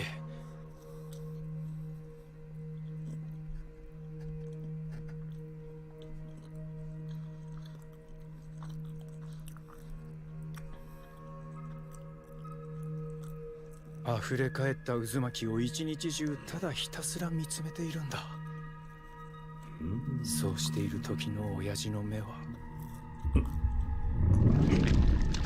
What the fuck? ぐるぐる回っているんだ左右別々に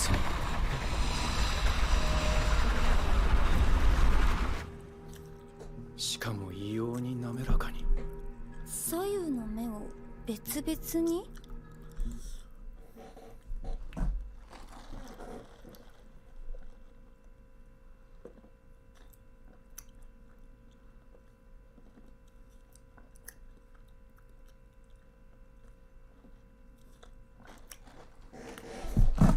Hold on, I'm gonna look this up. I have never heard of Uzumaki.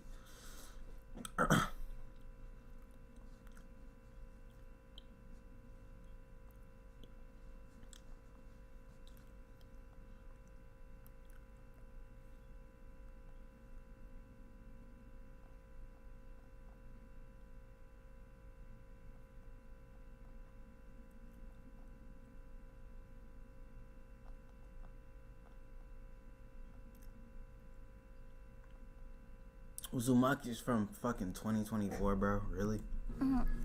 ある日の夕食の席では味噌汁にナルト巻きが入っていないと怒り出してとにかく渦がなければ気が済まないんだ風呂でも必ず渦を作るらしい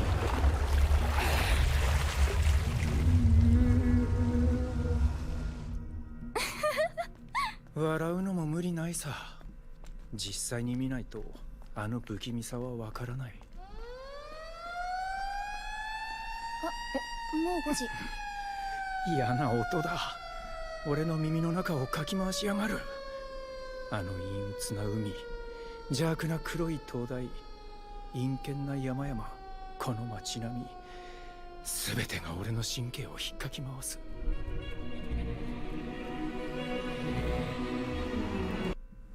What the fuck is this show?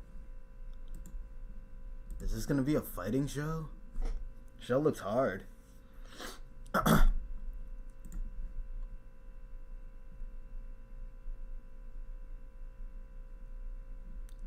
And it looks trippy. Try hard CAF versus Try hard CAF in UFC 5.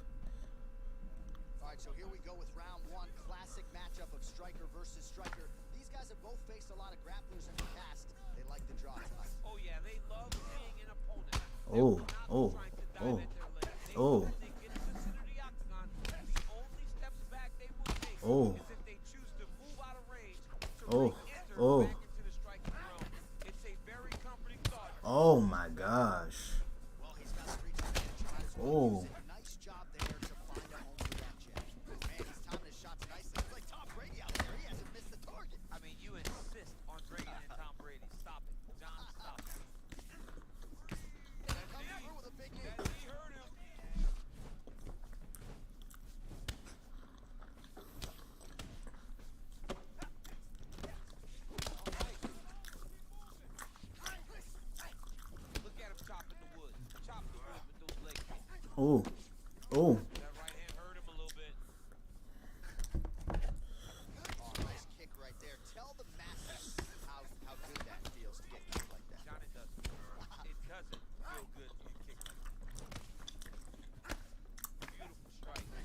Ooh. Look at him working at trying to shut the liver down.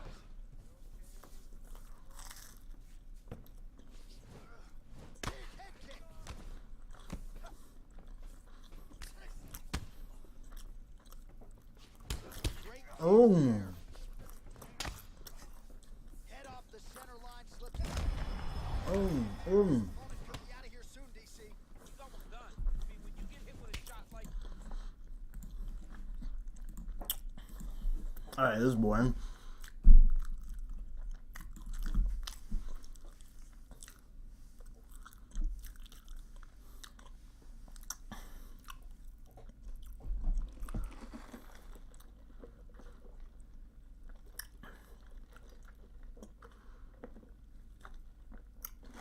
One beer left.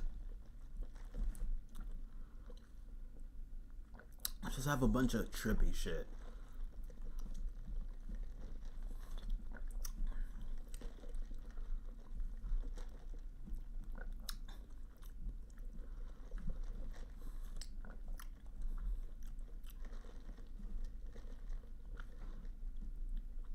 Lazarus.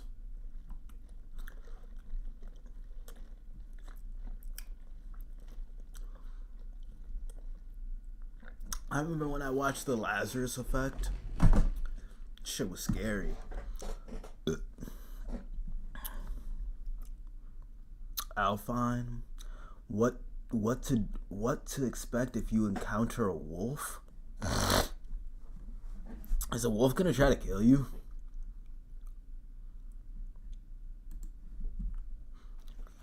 While working as an ODFW summer intern, I had an exciting encounter with a wolf.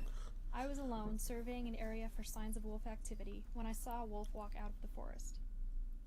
As the wolf moved in my direction, it was clear that it didn't know that I was there. As it got closer, I said something quietly to alert the wolf. As soon as I did, the wolf stopped in its tracks, trying to figure out what made the noise. It turned and ran as soon as it realized I was there. Running away is a wolf's typical reaction to encountering a human.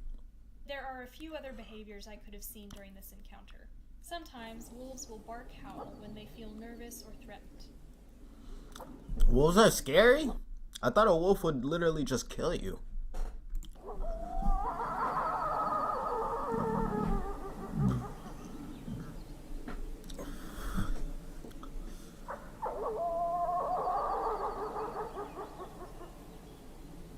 They might also follow a person at a distance until they are out of the area that the wolves feel protective of, like a den or feeding site. These bolder behaviors become more likely if there is a dog present, since wolves see dogs as intruders in their territory. I can understand how someone might have felt threatened. I feel like if you're scared, if you run away, if you see a wolf and you guys lock eyes and you instantly run away, you're basically telling the wolf you're prey, bro, and it's gonna kill you, bro. Like I feel like running away from a wolf isn't a good idea. By this wolf. It's hard to imagine that a wolf could be so close without noticing me, since they have excellent senses of smell and sight. But the breeze was blowing toward me, carrying my scent away from the wolf. I was standing still with trees behind me and a small tree in front of me, and I was wearing green and brown clothing, so it makes sense that the wolf didn't notice me at first. If you encounter a wolf and it doesn't run away at first, it may be because the wolf doesn't know that you're there. A shout and an arm wave can let the wolf know. Be ready to encounter all kinds of wildlife on Oregon's wild lands.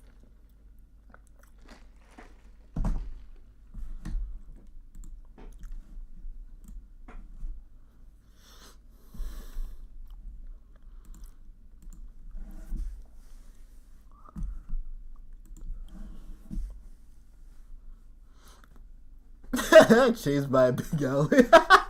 Chased by a big alligator. Oh shit. Bear sits next to a guy.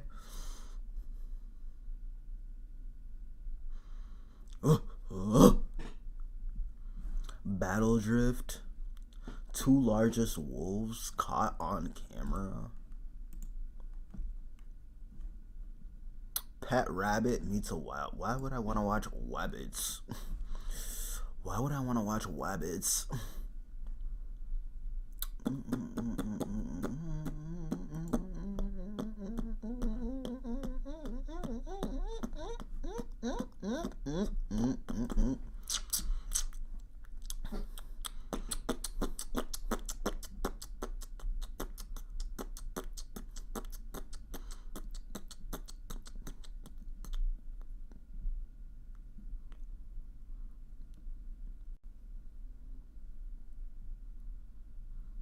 He's cranky, rescued bat, enjoys banana. Ew, bro. Bro, you see, bro, people need to not, like, if you're not a researcher, they probably are researchers. But if you're a wild person, bro, don't be touching these fucking animals, bro.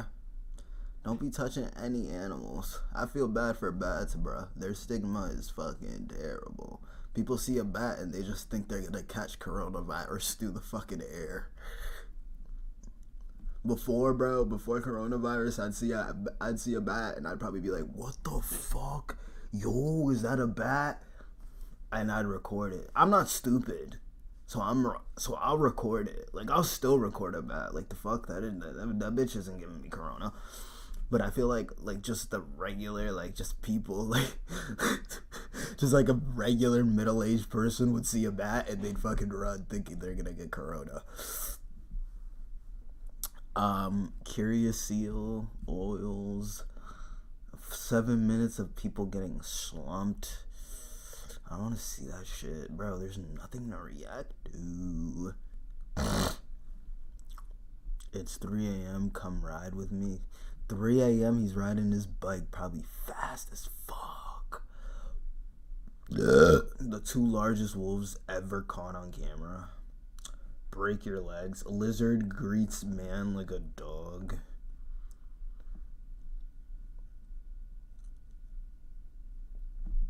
Bro, what is this shit? Let me see what Overwatch did.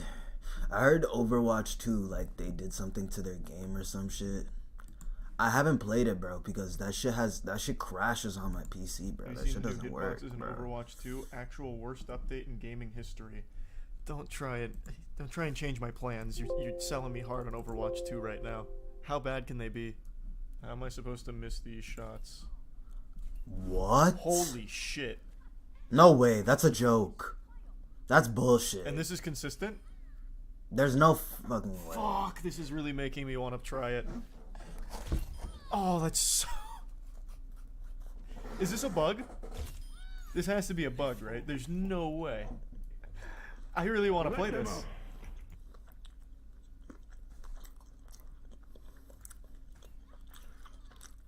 Using alt meter as crosshair. What the fuck? Alright, change of plans. Instead of trying the new season of Apex tonight, we're trying the new season of Overwatch. Now this is my kind of game where you can't fail. It's time for some Overwatch. Everyone needs a hero. Let's just do Torb now, because I know that one's going to be solid. It's not as big as you'd think. I don't know, man. Those Reddit videos were mighty convincing, but we'll see. We'll see how it feels. That's why we're here. We're doing some on the ground, boots on the ground testing.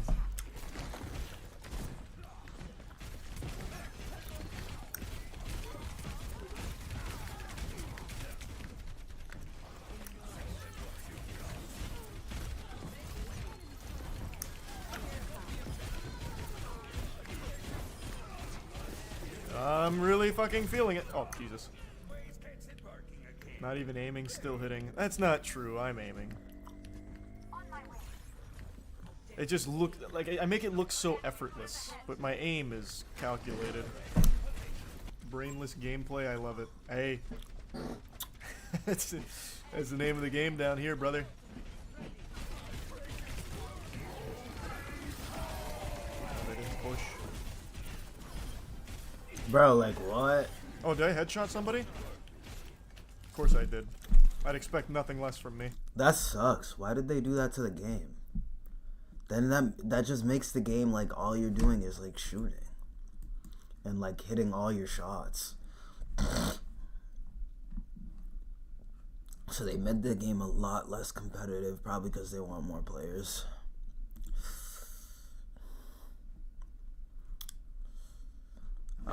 Shit, should we try Overwatch, bro? Damn, bro, it's cold as fuck. Bro, this shit hasn't been on at all. Here I am thinking this shit is on, bro. Ooh. Opening a soda on the ocean floor. Yo, that shit probably looks crazy. Wait, on the ocean floor? So he's not in space? Okay, carbonated beverage. Tell me when you're ready. We're ready. Hey, cola carbonated beverage here at 2.5 atmospheres, somewhere deep below the sea. This you should never try at home. Shaking up your Coke, because you know what's bound to happen when you take your Coke and you open it up and it sprays all over the room. Didn't happen. Look at that. That's physics in motion right there. Archimedes' principle or Boyle's law or something like that. Yeah. Ohm's law, Pythagoras. Ah, got a nice little fizz to it. B All right. plus B squared There we equals go. flat Coke. One of the advantages of living under the ocean. Thank you. Okay, carbonated beverage. Tell me when you're ready. We're ready. Hey, cola carbonated beverage here at 2.5 atmospheres, somewhere deep below the sea. This you should never try at home. Shaking up your Coke, because you know what's bound to happen when you take your Coke and you open it up and it sprays all over the room. Didn't happen. It's because he's in a submarine. That makes no sense to me.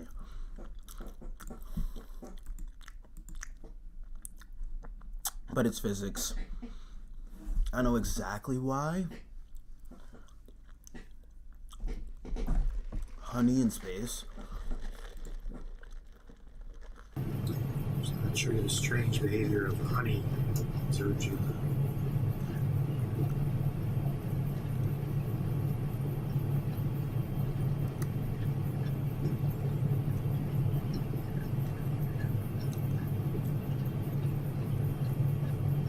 Kind of crawls back.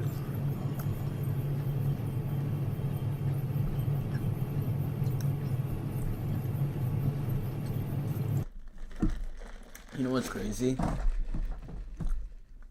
This shit, right?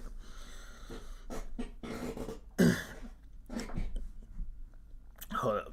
You see all this shit? All this shit in space, bro. Probably to be in a space program or to work at NASA or to go to school to be an astronaut or whatever this guy is. At zero gravity, bro. You probably have to do mad physics, mad like science with math thing, just to not even use it at all, bro, when you actually get into space, bro. So it's like worth it, low-key.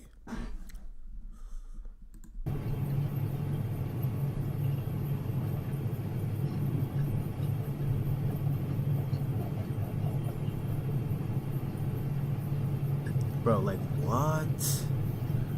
Like, bro, it's just in space to fuck around, bro. Like,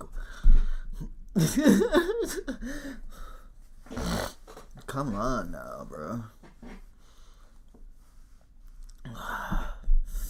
The most useless machine. Bro, I still want that shit. That shit's fire. I know exactly what that is.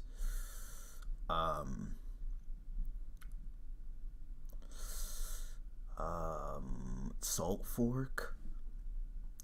World's coolest concept car. Bro, what?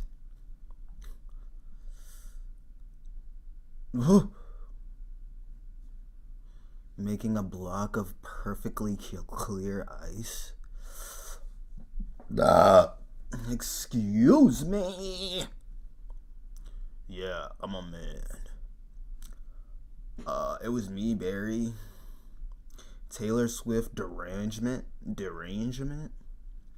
Making custom gold grills. The fastest man on two hands. Chased by a big alligator. Giving snakes their legs back. How not to point a gun. 25 Bro, stop putting bats eating bananas, bro. I don't want to see that shit. I don't want to see that shit. You can't trust anything anymore, bro. I can't wait to get lit. I'm gonna watch the out of that video, bro. I hacked a $10. What? No, you didn't, bro.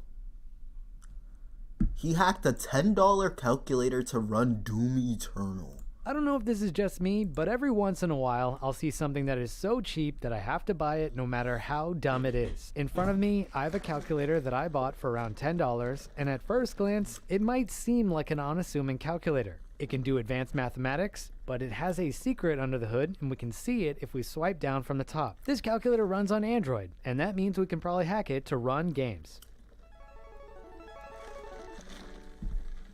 The first thing that we need to do— What? My ass, this is $10. In this quest is to set this up with USB debugging so we can sideload some apps. With a quick swipe from the top, we can open up the settings menu, and then this shit was like $200, bro. Niggas lying. We can go down to system. Here, we need to go down to about tablet, and then we need to tap the build number a bunch of times to enable the developer options. After we do that, we can anything Android is not gonna be $10, bro. Like what? Head over to the new developer options menu, and we can turn on USB debugging. One of the first problems that we need to fix is the fact that we don't have a normal home. So I already know this video might be on some bullshit, because how is this kid gonna tell me that that shit's $10, bro?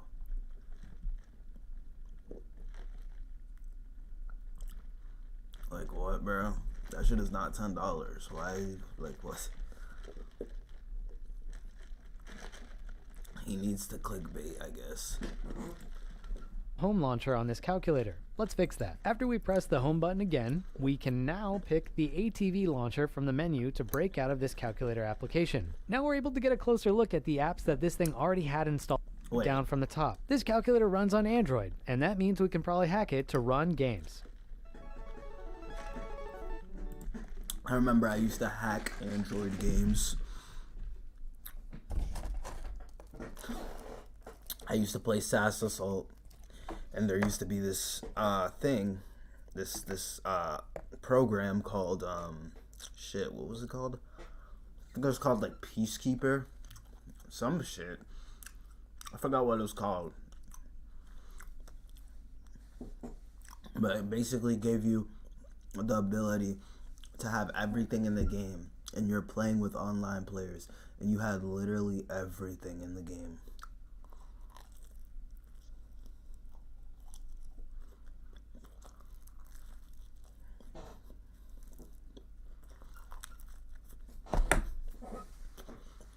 And I got to hack Clash of Clans back in the day. You used to be able to hack Clash of Clans. You can't do that anymore. The first thing that we need to do in this quest is to set this up with USB debugging so we can sideload some apps. With a quick swipe from the top, we can open up the settings menu, and then we can go down to system. Here, we need to go down to about tablet, and then we need to tap the build number a bunch of times to enable the developer options. After we do that, we can head over to the new developer options menu, and we can turn on USB debugging. One of the first problems that we need to fix is the fact that we don't have a normal home launcher on this calculator. Let's fix that. After we press the home button again, we can now pick the ATV launcher from the menu to break out of this calculator application. Now we're able to get a closer look at the apps that this thing already had installed by default, but we need to add a bunch of other things to achieve our goal of maiming this into an emulation device. First, I need to see what we're working with, and we can install Ada64 to get a better look at our stats. In here, we can see that this is an Allwinner A50 processor, which is an older 32-bit processor, but we do have 1 GB of RAM, which is a lot more than I was expecting to see on a purpose-built product like this. One unfortunate thing here is that our internal storage is a bit on the small side, so I hope that we can use a USB drive to expand. So he's gonna grab a USB drive?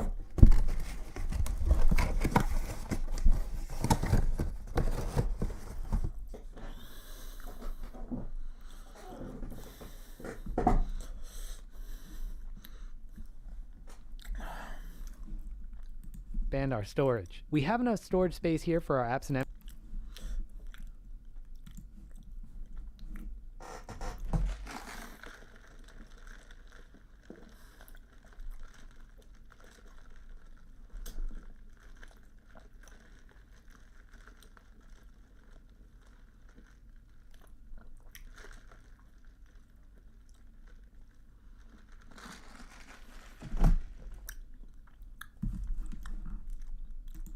emulators, but we don't have a lot.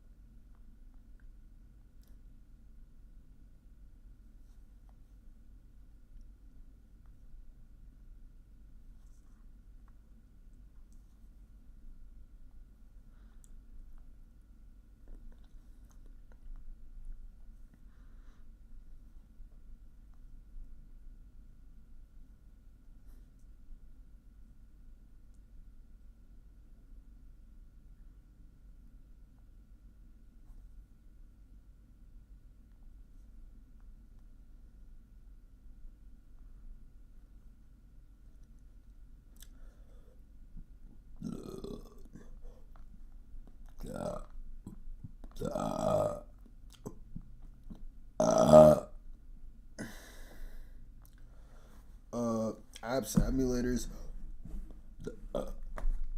Shit, for bro. our ROMs. I read online that you better be careful before I accidentally throw up this in thing my has an mouth. internal SD card slot, but I will need to open this up to get a look at it. All in all, not a bad configuration for a calculator. We've got a rooted system running on Android 9, and the thermals don't seem bad so far. It's also pretty cool that this Oh, thing shit, has I need to full put it touchscreen full screen. support, which is a nice fallback option for emulation. Off camera, I need to install the emulators that I need for what this did you say? video.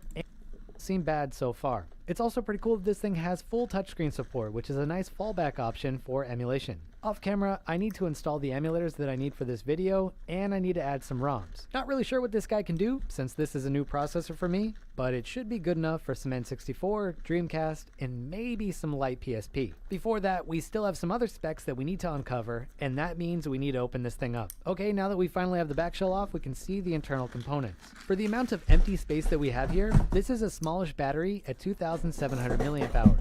We definitely have more space for a much bigger battery if we wanted to go through the work of sourcing one and hooking it up to the PCB. I think the interesting thing here is that we essentially have a PCB from something like a tablet that appears to have been repurposed into a calculator. You can see that we have the original power buttons and the volume buttons on the side, and these are things that you can't really get to unless you open this up. Kind of a cool way to recycle some older hardware that was probably collecting dust on a shelf. With the CPU shield off, we have a full view of our processor and a couple of other chips. I think this is our Wi-Fi and Bluetooth chip, and these might be our RAM, but I'm not sure. Anyway, I've gone ahead and installed a bunch of other stuff, but I do have some Netflix. unfortunate news that I found out after some additional digging. If we go into this tester application, I was hoping that these calculator keys would generate a key code. If they did generate one, that would mean that they could be mapped inside emulators. As you can see, none of these generate a code. And that is really unfortunate because I was looking forward to using these buttons here to play some simple games. That means our only way to play games on this now would be to use touch, or if we connect a controller to this. Outside of that, I did find out that the SD card slot does not work. I tried about 10 cards or so in all kinds of different formats and nothing is recognized with this slot. The good part though is that the USB port can do USB mass storage, so we can use an SD card adapter or a USB drive. Since I already had an SD card prepped and ready, I'm going to use that with an adapter because my internal storage is almost gone at this point.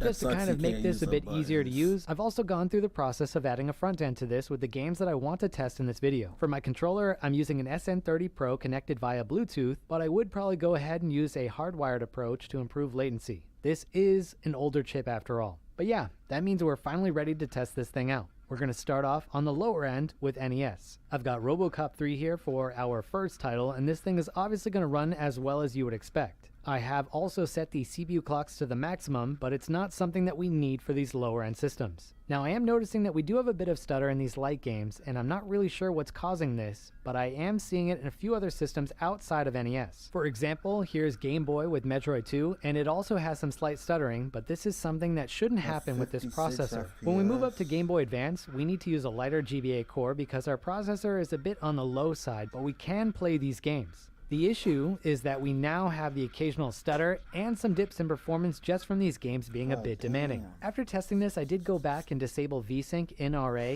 and that seems to have improved things a bit, but I won't have that disabled for the other RA systems that I already filmed. So we do have that same stuttering, but it's not that obvious in certain games that don't have a lot of action, like Pokemon for example. Bro could play Super Pokemon Nintendo on a was another calculator. system that I wanted to take a look at. This processor is a bit on the weak side, but we do have an emulator that we can use in RA. The only downside is that it does have a lot of wonky stuff to it, but the 2002 core can run some of these heavier titles like Super Mario World, but again, we do have that same stuttering. When we go to Super Mario World 2, this is kind of the pinnacle of Super Nintendo emulation on chips like this, and it's running without a hitch. This is a good sign, and this is a title that I usually use to benchmark, but there are other heavy titles too. Let me see. We're kind of going in terms of emulation demand, and our next system up from here is actually DS with the Drastic emulator. We have frameskip enabled without enhanced 3D resolution, but it's performing pretty well, and I'm not seeing the stuttering that I'm seeing in RA in this emulator. If I were to enable the enhanced 3D rendering option, or if I turned off auto frameskip, these games would run a lot slower, so these are the settings that I needed to use on this device. Bro, like what, bro? For Nintendo 64, we need to use a standalone emulator since that one gave the best performance and we're able to get some decent performance out of the titles that I was testing. Obviously, an A7 processor is not going to be enough to play the full catalog of N64 games, but the usual light ones are not a problem. The cool thing here is that these games are running at native resolution, which is something that you don't usually see on weak hardware like this. Even games like Star Fox 64 run pretty well with some dips here in this first level, but it's still highly playable on this calculator. I mean, what more could you expect for $10? This thing is already a lot better than I expected when I bought this as a joke. But when it comes to Diddy Kong Racing, this game ran a bit slower than I thought. I've tested this on other A7 processors with a slightly different GPU than this, and it runs better on those processors than it is here. It might be due to the GPU. Now we're in the systems that don't run that well, and Dreamcast is the first one. We really don't have the performance here to play Dreamcast games except for these light ones. This is Power Stone with frameskip enabled, and it's kind of chugging along here with some audio crackle. Surprisingly, PS1 is actually pretty bad on this calculator, and now that I'm saying that out loud, it even seems stupid. Anyway, we're using RA again for this, but I would expect that we could get better performance if we used a standalone emulator. These first two titles aren't that bad with the same dips down to 56 FPS that we can see in other systems, but when we go to a heavier game that should run on a 1.5 GHz processor like this, we are underperforming. Tekken 3 has a huge FPS drop down to 46, which is way lower than it should be, since this is a game that can run full speed on other A7 processors that don't even have a GPU. As you would expect by now, this processor is not really good enough for PSP. We're starting off here with a 3D based game, and it's kind of chugging along even though we have auto frameskip enabled. There are two ways to look at this. Obviously, it's pretty cool that this is even playing at all, but it's not really practical like the other systems were. These 3D titles like Kingdom Hearts are really slow, and it's not really a good experience. Even 2D games like Final Fantasy can have some slowdowns that I didn't expect to see based on my experience with other processors that also use a Cortex A7. So I originally set the goal of trying to get this to run Half-Life 2, but I switched to I think I have to be talking, bro. Like, I'm just watching this and I'm not saying anything. Doom 3 because I didn't have enough space for the Half-Life 2 files. It probably doesn't even matter because our CPU is on the low end for a gaming device, as is our GPU.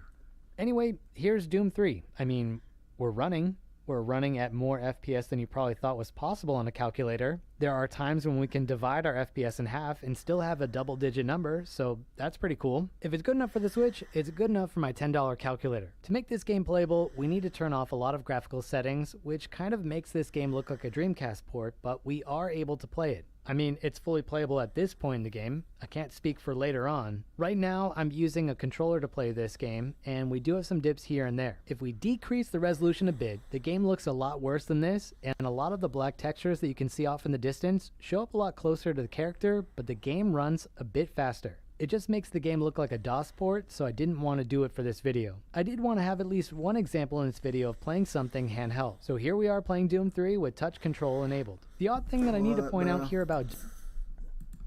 This guy's crazy.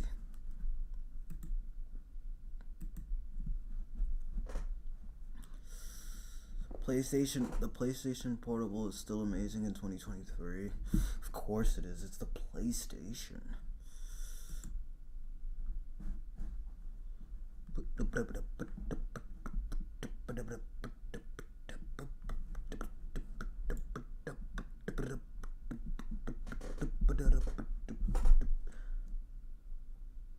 Building the world's first PlayStation 5 Slim. Bro, you can't. Historically, do that, bro. Sony have always. Is that illegal? Isn't that illegal, bro?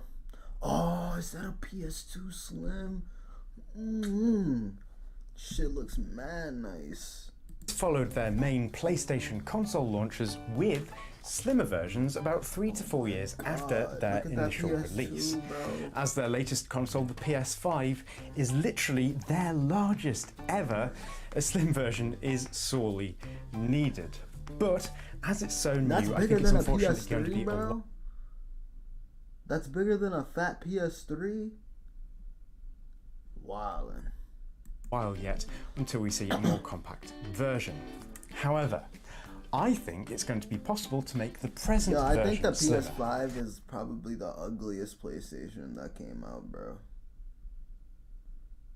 I don't know why they had to make it look so like goofy. How slim? That slim? Maybe that slim? How about 2 centimeters? And for context, that's a fraction more than the thickness of a DVD. As we discovered in my previous PS5 videos, stripping away its casing to get to the internal components is relatively straightforward, leaving us with the PS5's motherboard and power supply.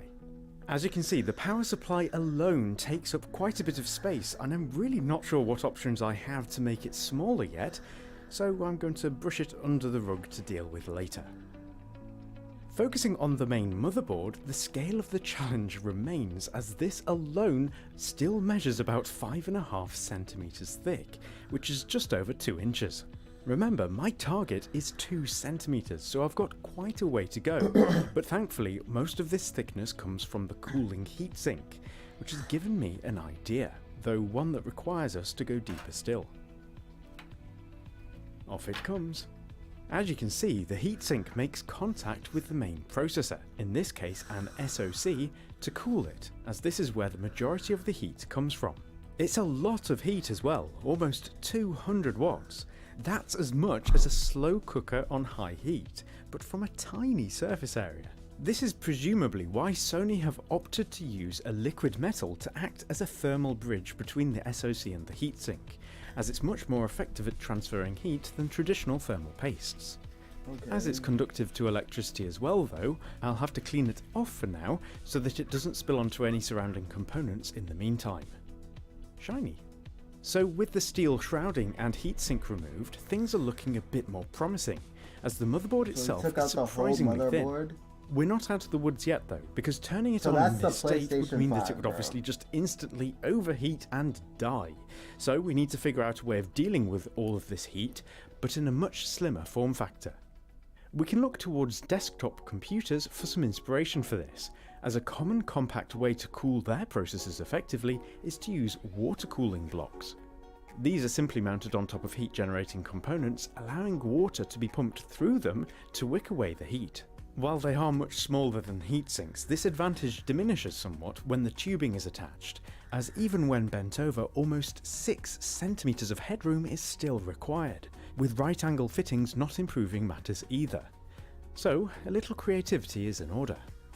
You see, while the top part of the water block is an important functional component of it, it's actually the copper base plate that does most of the heavy lifting. This has many small channels cut into it to increase the surface area in contact with water at any one time, drastically improving thermal transfer. As you can see, this in itself is pretty thin, and so long as we can get water to and from it effectively, we might be in with a chance here. So my plan is to build a custom water channeling system with a new material for me, copper sheeting. Sorry, brass. I've got 3 thicknesses here. You don't here. realize that this guy is making a PlayStation 5 Slim. He's like, bro, he's using his own thing. He's gonna make a custom cooling system for the GPU in order to make a copper sandwich, with the middle layer being the thickest at 3mm. For some reason, copper in sheet form is ridiculously expensive, and these sheets alone cost almost as much as the PS5 itself. So a big thank you to my Patreon supporters who donate to the channel to keep me making these crazy projects. You guys rock. Now the first step in making this custom channeling is to trim down the first layer with a slot to fit around the various ports. Well, we've already hit our first snag. The power connector that fits into the power supply is rather tall, so that needs to go. Much better. Now, it's vitally important that the cooling block touches the PS5 But he took out the connector. How is he gonna turn it on? processor directly, which means that it's necessary to cut out a hole for it in this first layer, refining it to the correct shape with a file. Despite this, the rather thick rim of the block still pushes the fins too far away, preventing them from being flush with the rest of the copper. So it's time for some more cutting. No going back.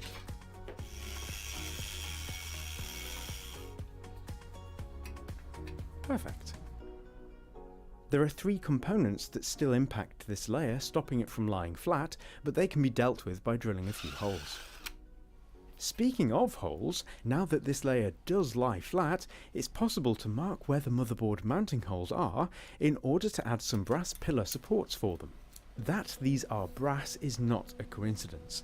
They need to be made watertight, and to do this I'm going to solder them to the copper itself with a blowtorch. Solder them? These have thankfully ended up accurate enough for the motherboard to rest on them fairly loosely, meaning that there shouldn't be any pressure when it's screwed on properly later. Now, in order to direct the water from the intake to the cooling block and then round and out again, we're going to bring into play the middle copper layer, which, if you remember, is twice as thick at 3mm. The water channel is going to be cut from this, with the path I've sketched out following the same route, in through a hole to the cooling block and then around and out again. Now, the reason why I'm utilising layers to make these channels is exemplified here, which is solely that it doesn't need any fancy equipment or CNC routers to make them, just a good old jigsaw. That's a fire ass saw, bro. That's fire. With a metal blade attached. I also need to make a much smaller channel adjacent to the larger one, which will be for cooling an additional component that I'll be tackling later. Okay. So here we have the finished article. When it's mounted to the 3rd layer, which will simply be a blank lid, water will be pumped over the CPU, round and out again, with a small amount of water entering the micro channel, in and out. So we've now reached a pivotal moment in this project, which is to solder these layers together to make them a single. I feel like literally I feel like even being like, cause this alone is just a complex project, but I think the breaking point is gonna be whether or not his cooling system keeps the PS5 Slim cool. Like, I think that's gonna be the breaking point, cause if he can't keep his if the system's overheating, bro, it's gonna be fucked. Watertight chamber that can then in turn hopefully cool the PS5.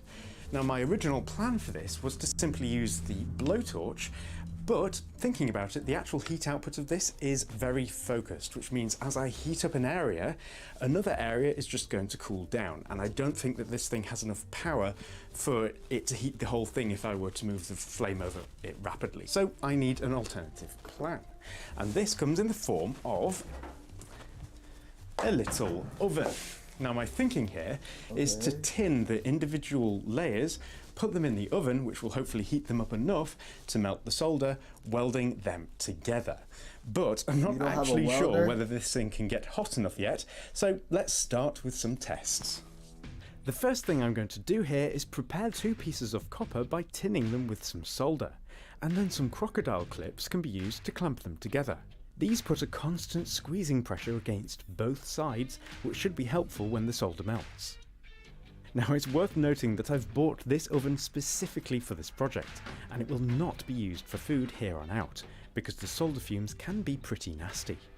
Anyway, after about 15 minutes, the bit of solder on top suddenly melts, which means that the oven does indeed get hot enough. How about the strips? Well, now that they're cool, I can break them apart, but we can see that the solder has definitely fully melted between them as well. So this method definitely has a chance of working, so it's time for the real deal. This again requires the layers to be tinned on both sides before putting crocodile clips around the perimeter. As you may have noticed, I'm doing the bottom and middle layers first, just in case something goes wrong. But success! It's a bit gooey from the flux, but the two layers are definitely joined together now. One thing I realised though is that it would have been all too easy for the mini channel to have filled up with solder, which would have blocked it. So to protect it from the next batch of soldering, I'm filling it with a type of silicone grease. I've had this stuff for years as a cheap thermal paste, but from my experiments it resists these temperatures well enough, and more importantly it dissolves in alcohol, so it should be easy to remove afterwards. As the middle isn't being squeezed by the crocodile clips, I'm wedging in some metal to provide some central pressure.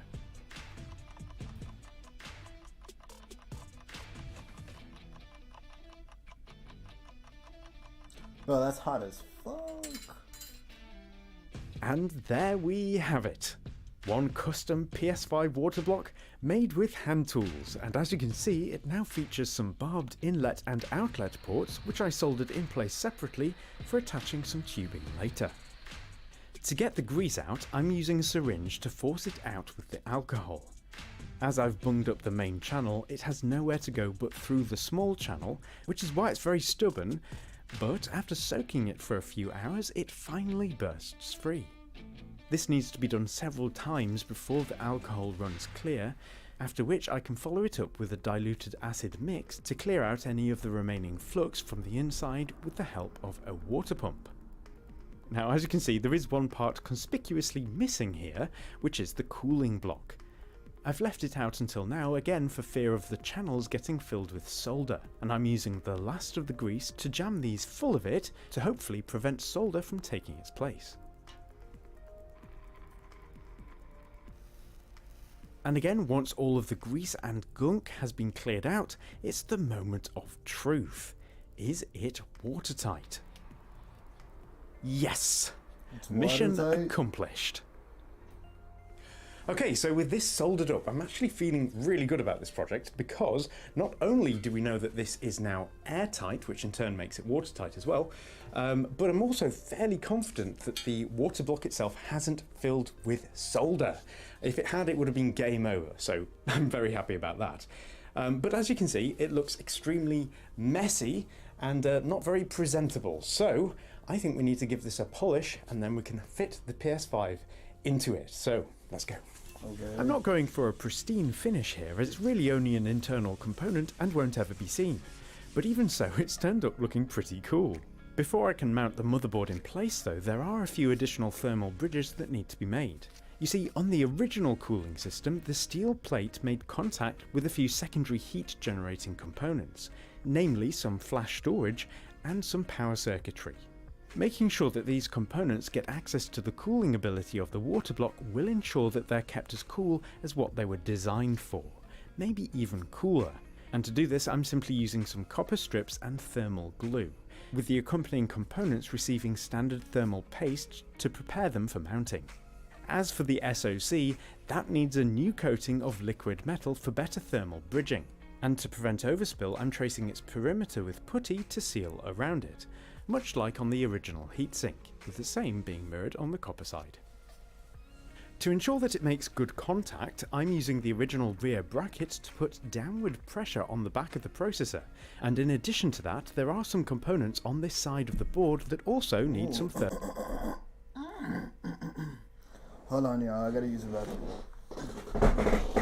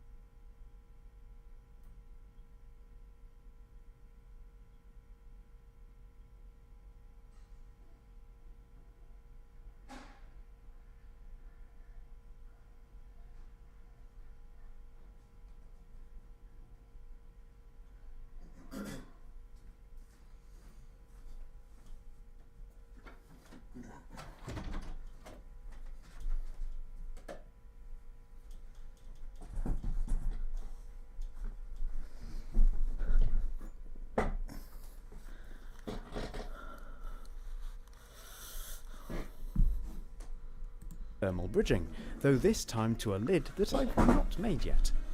These aren't particularly power-hungry components, so having the heat dissipated to a lid should be quite adequate for them. But this isn't the case at all for the VRMs, which are in a row right here. These regulate the power input, and as a result they generate too much heat to be dealt with passively by the lid.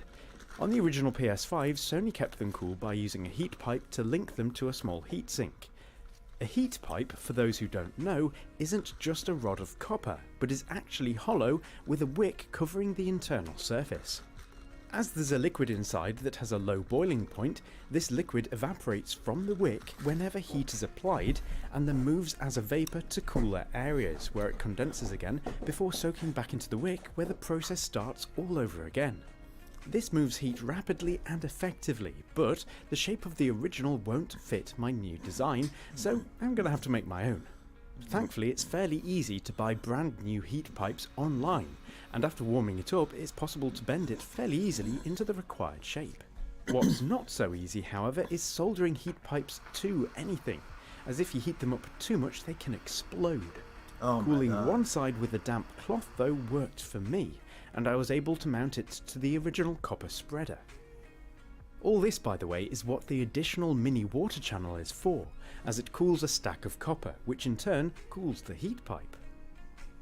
And with that, all the thermal bridges have been made, and it's looking pretty slim. But there's a big problem that could spoil the party. Where's the power supply going to go? As you've seen already, it's kind of big and a bit of a weird shape, and it begs the question, where have Sony put the power supply in their past Slimline consoles? Well, in the past two PlayStation Slim releases, they drastically lowered the console's overall power consumption, which meant that their internal power supplies could be much smaller, though capable of delivering far less power. Unfortunately for us, there's no way we can reduce the PS5's overall power requirement to allow the use of these smaller power supplies. But there is still one option we can explore which Sony and other console makers have resorted to in the past, making the power supply external. Both the PS1 and PS2 Slim offloaded power to an external power brick to make them smaller, a strategy also used in several Xbox consoles as well. While it's not ideal, we are trying to push things to the extreme here, so it's a compromise I'm willing to make. In order to prepare for this, I need to solder some really thick wire to the PS5's power input to reduce the voltage drop down its length, and routing it around to exit between the barbed connectors allows me to hide it between the two lengths of rubber tubing that will carry water to and from the cooling block. This stuff is a bit thicker than I'd like, but at least it's nice and robust, and to match it aesthetically with the rest of the build, I thought it would be cool to sheathe it with some copper braiding, which also provides grounding to the chassis. So with that done, we're ready to add the lid. Earlier I used the cooling block as a template for making this, using the last bits of copper and soldering them together, which ended up looking pretty neat. While I am going for a minimal look here, I do need to make some holes for the USB ports, and also for a power button. As I want to make this power button also act as a power light indicator, we can take the PS5's original lighting strip board and glue a brass tube over its LEDs with some epoxy.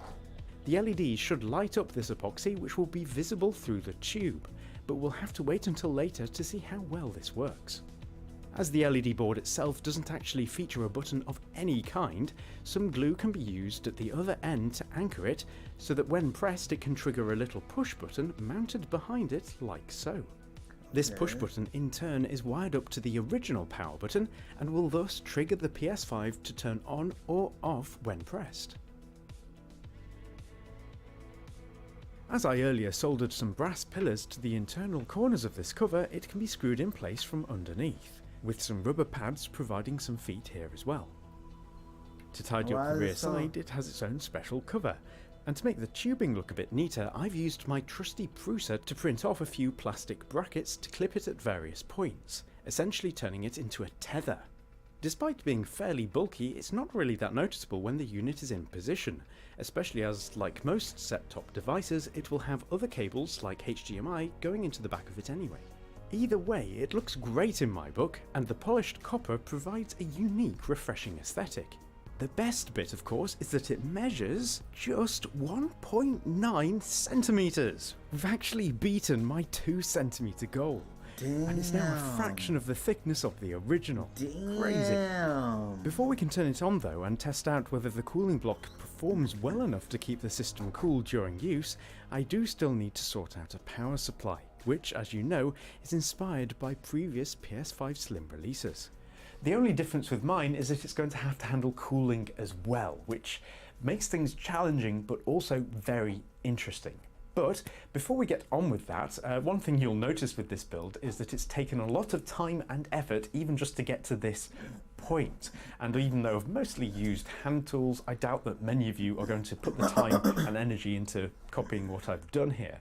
But that's okay, because making your PS5 slimmer and cooler isn't actually as hard as all this, which leads me neatly onto a quick ad from the sponsor of this video, Dbrand, who make what they call Dark Plates 2.0, which are replacement PS5 side panels with some awesome new features. The most apparent being that they have a built-in vent which improves airflow to the fan, resulting in more effective cooling. Mounting them is as simple as clipping them in place, and as you can see they give the PS5 a completely different aesthetic thanks to their new shape. I'll be honest, the PS5's original protruding collar has grown a bit old in my book, so it's great to have a smarter alternative, especially as they're available in different tones. Now, I'd imagine that redesigning these panels from the ground up was a huge challenge, but Dbrand's efforts have certainly paid off because the quality is just as good as the originals and they fit perfectly. Now, if you want even more customization options, Dbrand's got you covered there as well, as they've got a variety of high quality vinyl skins that can be used to easily change the appearance and texture of the central glossy plastic. And they have the added benefit of being much more resistant to fingerprints and scratches, something the original gloss finish was very susceptible to. And their cool light filters are something else entirely. So visit dbrand.com/DIY darkplates if you'd like to customize your PS5 to put your own style to it. And don't forget that Dbrand offers skins for all sorts of other devices too, for you to make them your own. So thank you Dbrand for sponsoring this video, and let's get back to the project. So with these tethers now added, I need to make a power brick that can not only provide power for the PS5, but also cool it as well. Now in terms of power, the power brick that was originally inside the PS5 is not only a super weird shape, but it doesn't feature its own fan, instead being designed to rely on the console's own airflow to keep itself cool. Strapping a fan onto it to keep it cool just looks stupid, so ideally I'd like to get rid of it and use something else entirely. Taking a close look at its specs, we can see that it outputs 31 amps at 12 volts, and thankfully it appears to present this voltage without being connected up to the PS5. So, in theory, we can indeed swap it out with any sufficiently powerful 12 volt alternative. I have this much more sensibly shaped computer power supply on hand that'll do the trick. And to make it a bit prettier, I've made a case out of aluminium to go around it, though you might be wondering why it's so long. Well, that's to make room for the cooling components, which have been provided for this build by AlphaCool, the main one of which is this slimline cooling radiator. After adding some fans to push air through it and a set of water pumps to circulate the water, it can be fitted to the casing alongside the power supply and be linked up to the PS5's new tubing. Now, as is normal for water cooling loops, it needs a special type of coolant, and I'm using a temporary reservoir to make filling it a bit easier. As the copper of the main PS5 body and the aluminium casing of this power/cooling unit both block Wi-Fi signals, I've extended the antennas down to be glued to the exterior of this for an unobstructed signal. While it's not the prettiest thing in the world, it actually won't ever be seen, as the idea is for it to mount to the wall behind a TV. And with that, the unit is complete and we're ready to test it out. Now, it would be a little bit of an understatement to say that I'm nervous, because I've worked on this for a couple of months, and let's hope it works. Come on. Damn, it ain't even turned on? Okay, so 12 volts is being supplied to it as expected. But there is damn, bro. You ain't need to cry, bro. one thing that I'm hoping is the cause, which is simply that the fan isn't plugged in. After all, I've had computers before that won't turn on without a fan, so maybe that's the case here as well. But unfortunately not. Look, it's going! Ah! What I did was just where the power lead goes in here, I just bridged the connection. So that's great because that's not that hard to fix. And we are now working. So what I've done is basically just bypass the original power button and its little strip and just solder it straight onto the motherboard, and it's working, which is great. Hey! That little beep of triumph. There we go. That's a relief. So, getting it turned on is obviously great, but the whole point of this thing was to obviously make it thin, but it needs to perform just as well as the original console in terms of keeping the PlayStation cool.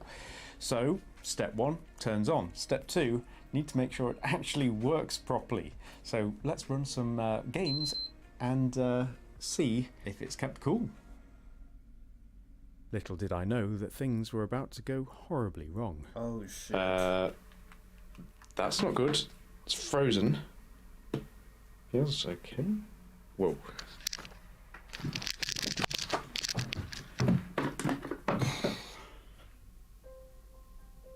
This isn't where this is going to be permanently fitted, so I had it propped up on this and it had fallen over, blocking the intake, which is on the bottom here, so there was no airflow, and the PS5 presumably overheated, so let's hope it's not done any permanent damage. Fuck. Come on, I'm just fed up. Damn, if he has to We've got restart another the whole problem. thing, that should a be bigger one fucked this up. time. It's now not turning on. So the light comes on, and then it just goes off, and there's nothing I can do to change it. And to have made such a stupid mistake right at the project's completion, killing the PS5 stone dead, is devastating. So I am incredibly disappointed, but I'm not going to give up, because Dbrand actually sent over a spare PS5 to use for the B-roll for their sponsor spot, and I am going to borrow the motherboard from this to hopefully get the system running again. So sorry Dbrand, if you're wondering where your PS5 is, well, here's your answer why you've not received it back yet. Anyway, the process of transplanting the motherboard isn't terribly difficult, but this time I'm including a few thermal probes so we can monitor the PS5's temperatures at various points to make sure it's all working within spec. So, with the cooling unit mounted more securely this time, it's the moment of truth. Light.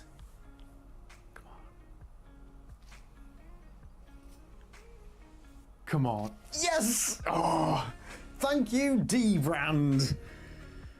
At last. Woo! Now, before I do anything else, I'm going to test out the temperatures on this thing so we can hopefully avoid a reshoot of what happened earlier. So, I'm going to run Horizon Forbidden West, which is a new title, and it should push the PS5 to its limits. But I'm going to be monitoring the thermals through my thermal probes. So, let's hope it goes well. After leaving the game running for several hours, the first news is that it hasn't frozen this time, and checking out the temperatures we can start to see why. The main processor probe reports a maximum temperature of just 46 Celsius. As the probe isn't actually inside the silicon though, my best guess is that it's somewhere around 65 degrees internally, but still a good result. What about the memory? This one should be fairly accurate as the probe has been embedded within the heat spreader itself, and we get a result of 52 degrees here. The VRMs are even cooler at 44 degrees, indicating that the heat pipe is doing its job. Yay! So great results, but how do they compare to the original untouched PS5?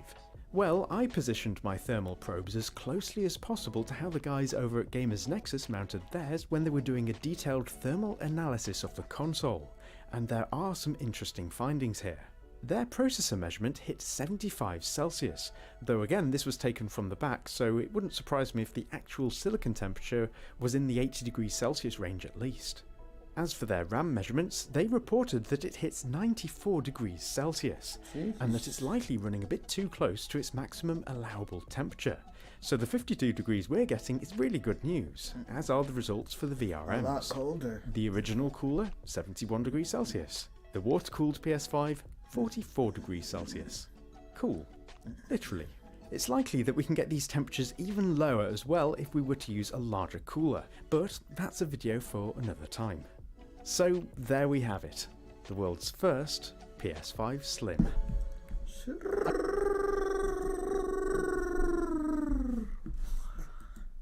Damn, bro. Bro going crazy on the cooling slam, bro.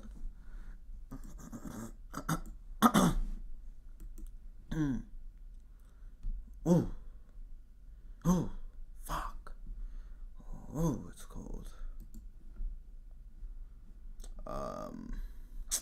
Yeah, I'm finna end it, bro. I'm mad tired, y'all. I'm finna go to sleep. I've been up too long. I appreciate all of y'all. I did a stream, man. It's been fun. I'll probably be on stream.